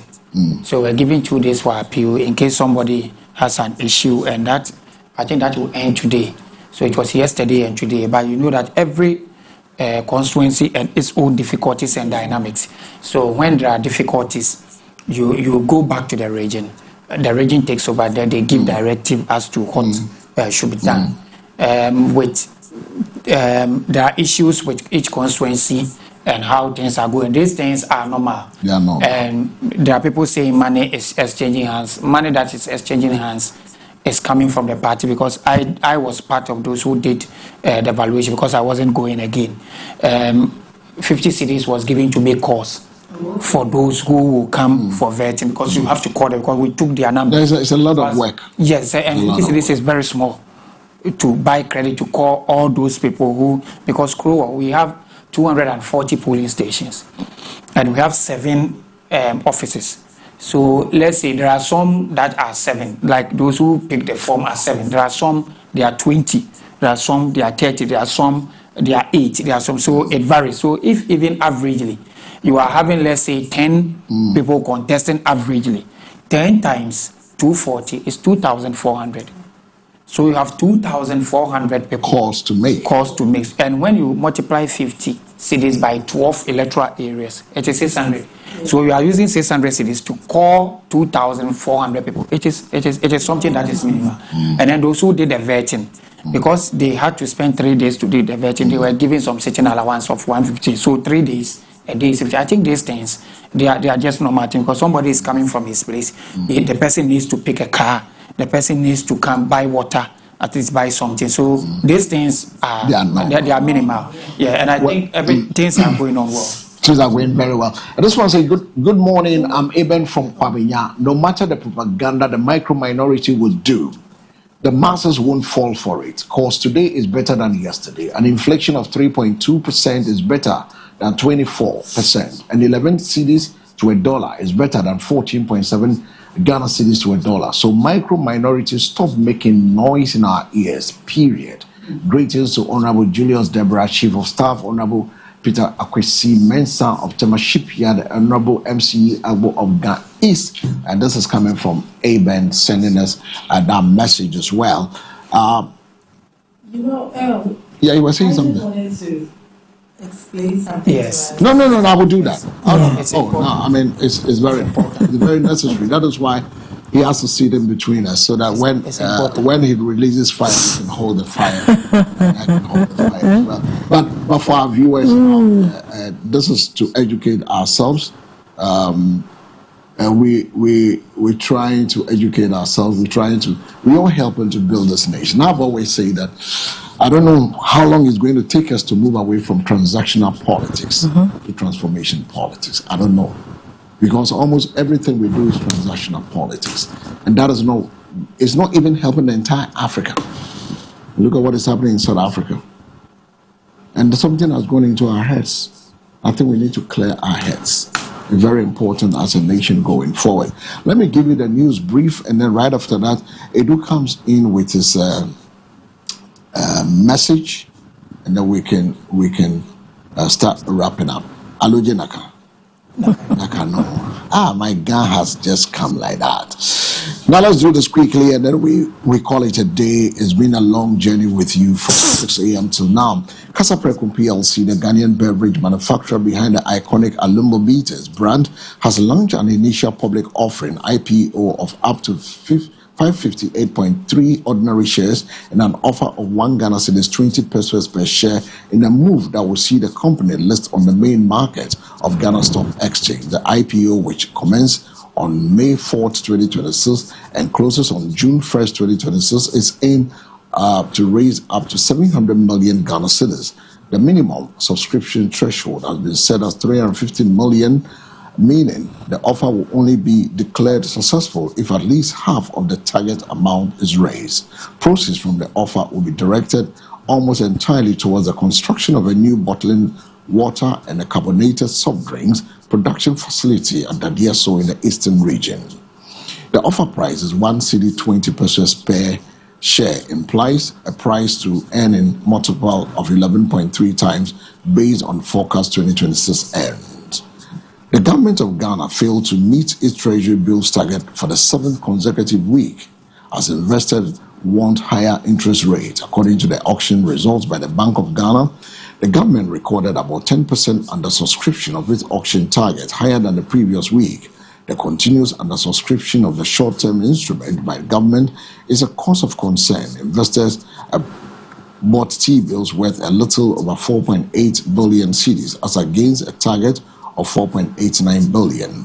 It, however, accepted 4.4 billion of the BEAT's 91-day bill was once again the most subscription bill at 1.89 billion of the BEATs were tendered, representing 42% of the total BEATs. Government has engaged large-scale mining companies as part of efforts to advance the implementation of the Ghana Accelerated National Reserve Accumulated Policy, aimed at strengthening reserves and supporting a more stable city. The meeting was co-chaired by the Finance Minister, Dr. Kesla Tuforsen, and Lands and Natural Resource Minister, Emmanuel Amakofi-Boa, bringing together key stakeholders across the mining value chain. Speaking at the meeting, Dr. Forsen said the policy is focused on reinforcing Ghana's external buffers through a reformed gold acquisition framework alongside the stronger compliance mechanism. And that's it for this morning's edition of the Business Brief from MBN TV.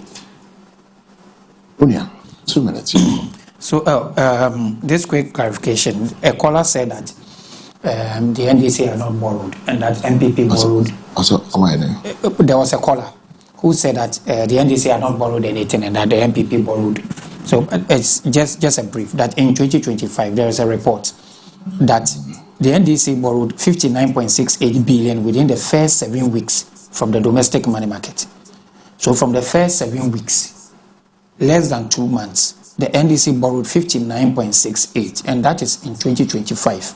Then around $10 billion within the 9 months. So within 9 months, so let's say within 9 months, NDC borrowed $10 billion external borrowing.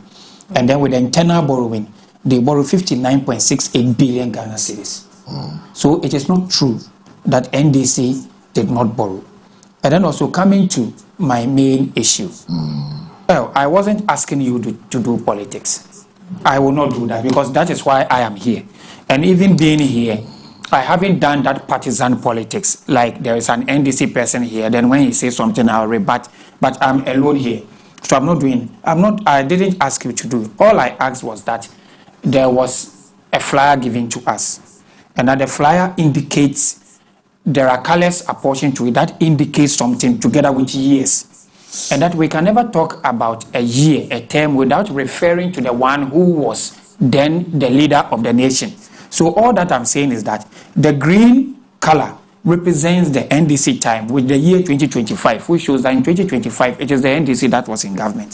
The 2024 is a blue color, indicates that in the 2024 it was the MPP. So that was all that I'm saying, that we should give the years and the color the meaning that it means to it, so that people will then know that when NDC made the loss of the year negative 15.63, in that year, in that same year in 2024, NPP made negative 9. So when we do that comparison, it helps us to know who is doing well and who is not doing well, because the release of the reports that we give, it is for us to juxtapose it with what has happened before and then even what we will do in the future. So comparing things is not bad. I wasn't asking because that is not your job. It is my job to do the politics. But even with that, I haven't done that partisan. Now, to go with the last comment that you made, that said that when are we moving from transactional to... One thing that I also want to say is that most times we look down upon our achievements and where we are free, because we compare ourselves with people who have started democracy for 200 years, 100 years. So we don't see the gains. I have said it here, and time, I will say it anytime, that for me, it is better for us to have a bad NDC government, to spend the 4 years, we go to elections, and if Ghanaians don't want it, they change it with their thumb, than we inciting somebody else to come from outside and remove that NDC government. So for me, this democracy has come to this, because it is the democracy that has allowed me to speak against the president, because I don't agree with him or her, or I don't agree with the party in a form of way. When you listen to, look, go to US, the Minnesota congresswoman there, the Somalian, you will see the rot. There are some crosscuts that had been removed from Congress. The rot, I am not saying that corruption is good, but the level of corruption that goes on there, ours is just a drop in the ocean. But they are able to package this, and then we expose ourselves as if we are not doing. Look, if you take your children, if you bring your children into this place and you give them the opportunity to see money, somebody will definitely do something. For me, the Corrupt Act is not as important as the checks and balances that we put, that whoever engages in it should be punished by law. But for us to use the quantum to criminalize ourselves, I think that as a nation, we have done much, much more than other nations have done. You go to South Africa, you mentioned South Africa. South Africa just passing through the apartheid and then coming into democracy. We're left with a lot of good things. But go to their country and see. The roads and other things are there. But when it comes to the economy, the running of it, despite everything, I think we are doing better. It is only the fact that we see much more of our negatives than our positives. That said and done, it is clear that the MPP is better managers of the economy than the NDC. And I entreat all Ghanaians to understand, if you don't have light, yesterday at my place, from 5 o'clock to 7 o'clock, the light went off like 10 times. It came on, and then we slept. Just this morning, it is off. So if you think that the dollar is down, but your light is not stable, it is good for you, that is your decision to make. It is mine to expose the things that are coming out, that whatever the NDC is doing is a fictitious thing that they are doing. It cannot stand the test of time. And these are the time that we are going, we will all see. When they start paying contractors, we will see where the inflation goes. Thank you. Thank you so much. I do. No, it's Randolph. It's Isaac Randolph Sechiedu. Yes. Correct. I got it right. Yeah. Now 30 seconds. We need to go. I want to say a big thank you to our viewers and our callers for always tuning into Mega TV and MBN TV, watching, calling to share their views. We will meet tomorrow same time, and so I want to say thank you to them. Well, let me do this birthday. This one is a birthday for Afi from MBN TV. Okay. A colleague. We wish her a happy birthday to Afi wherever you are. Enjoy your birthday. Afi Zenato. Okay. We wish you the best of the birthday with God blessings, good health, long life, and as usual, plenty money. That is a birthday to you, Afi, wherever you find yourself. And this one is from your colleagues all here in MBN TV, wishing you the best you wish for yourself. This one is a happy birthday to Mr. President of the Unimac. Oh, well, there's no name. Okay, from Unimac. His name is Moses. Desire. Yeah. Okay, a man of wisdom, vision, admirable wit. Your leadership continue to inspire excellence and unity across campus. May this new year bring you greater strength, success, and more impactful achievement. Thank you for being an effective and dedicated leader we are proud to follow. And as we celebrate you, we gladly accept the generous free lunch for all Unimac students. A true president indeed. Long life, prosperity, and continual greatness, sir. And that is also a birthday. We wish you God blessings that comes with a new age. We wish you well, and we say enjoy your birthday with God blessings. And that brings us to the end of today's edition of the Morning Focus. It's been a pleasant time to be with you. On the Bank of Ghana figures and other broader questions of economic direction, what we have heard is not just a debate over 15.6 billion versus 44 billion, but a deeper issue of how Ghana defines, communicates, and manages its economic realities. On one hand, we see signs of stabilization, exchange rate pressure easing, policy reforms taking shapes, and attempt to restore macroeconomic confidence. On the other hand, concerns over public debt, cost of living, and clarity in financial reporting continues to weigh heavily on the public trust. So the real takeaway this morning, economic progress is not only about improving indicators, but also about transparency that the public can clearly understand and believe in. We'll continue to follow the story closely as more details emerge and as the conversation around fiscal accountability deepens. My name is El Samuels, and I did this together with Na Jama Odote, and ably supported here with our guest, Isaac Randolph Sechi Edu. Thank you for watching Morning Focus. Have a good morning.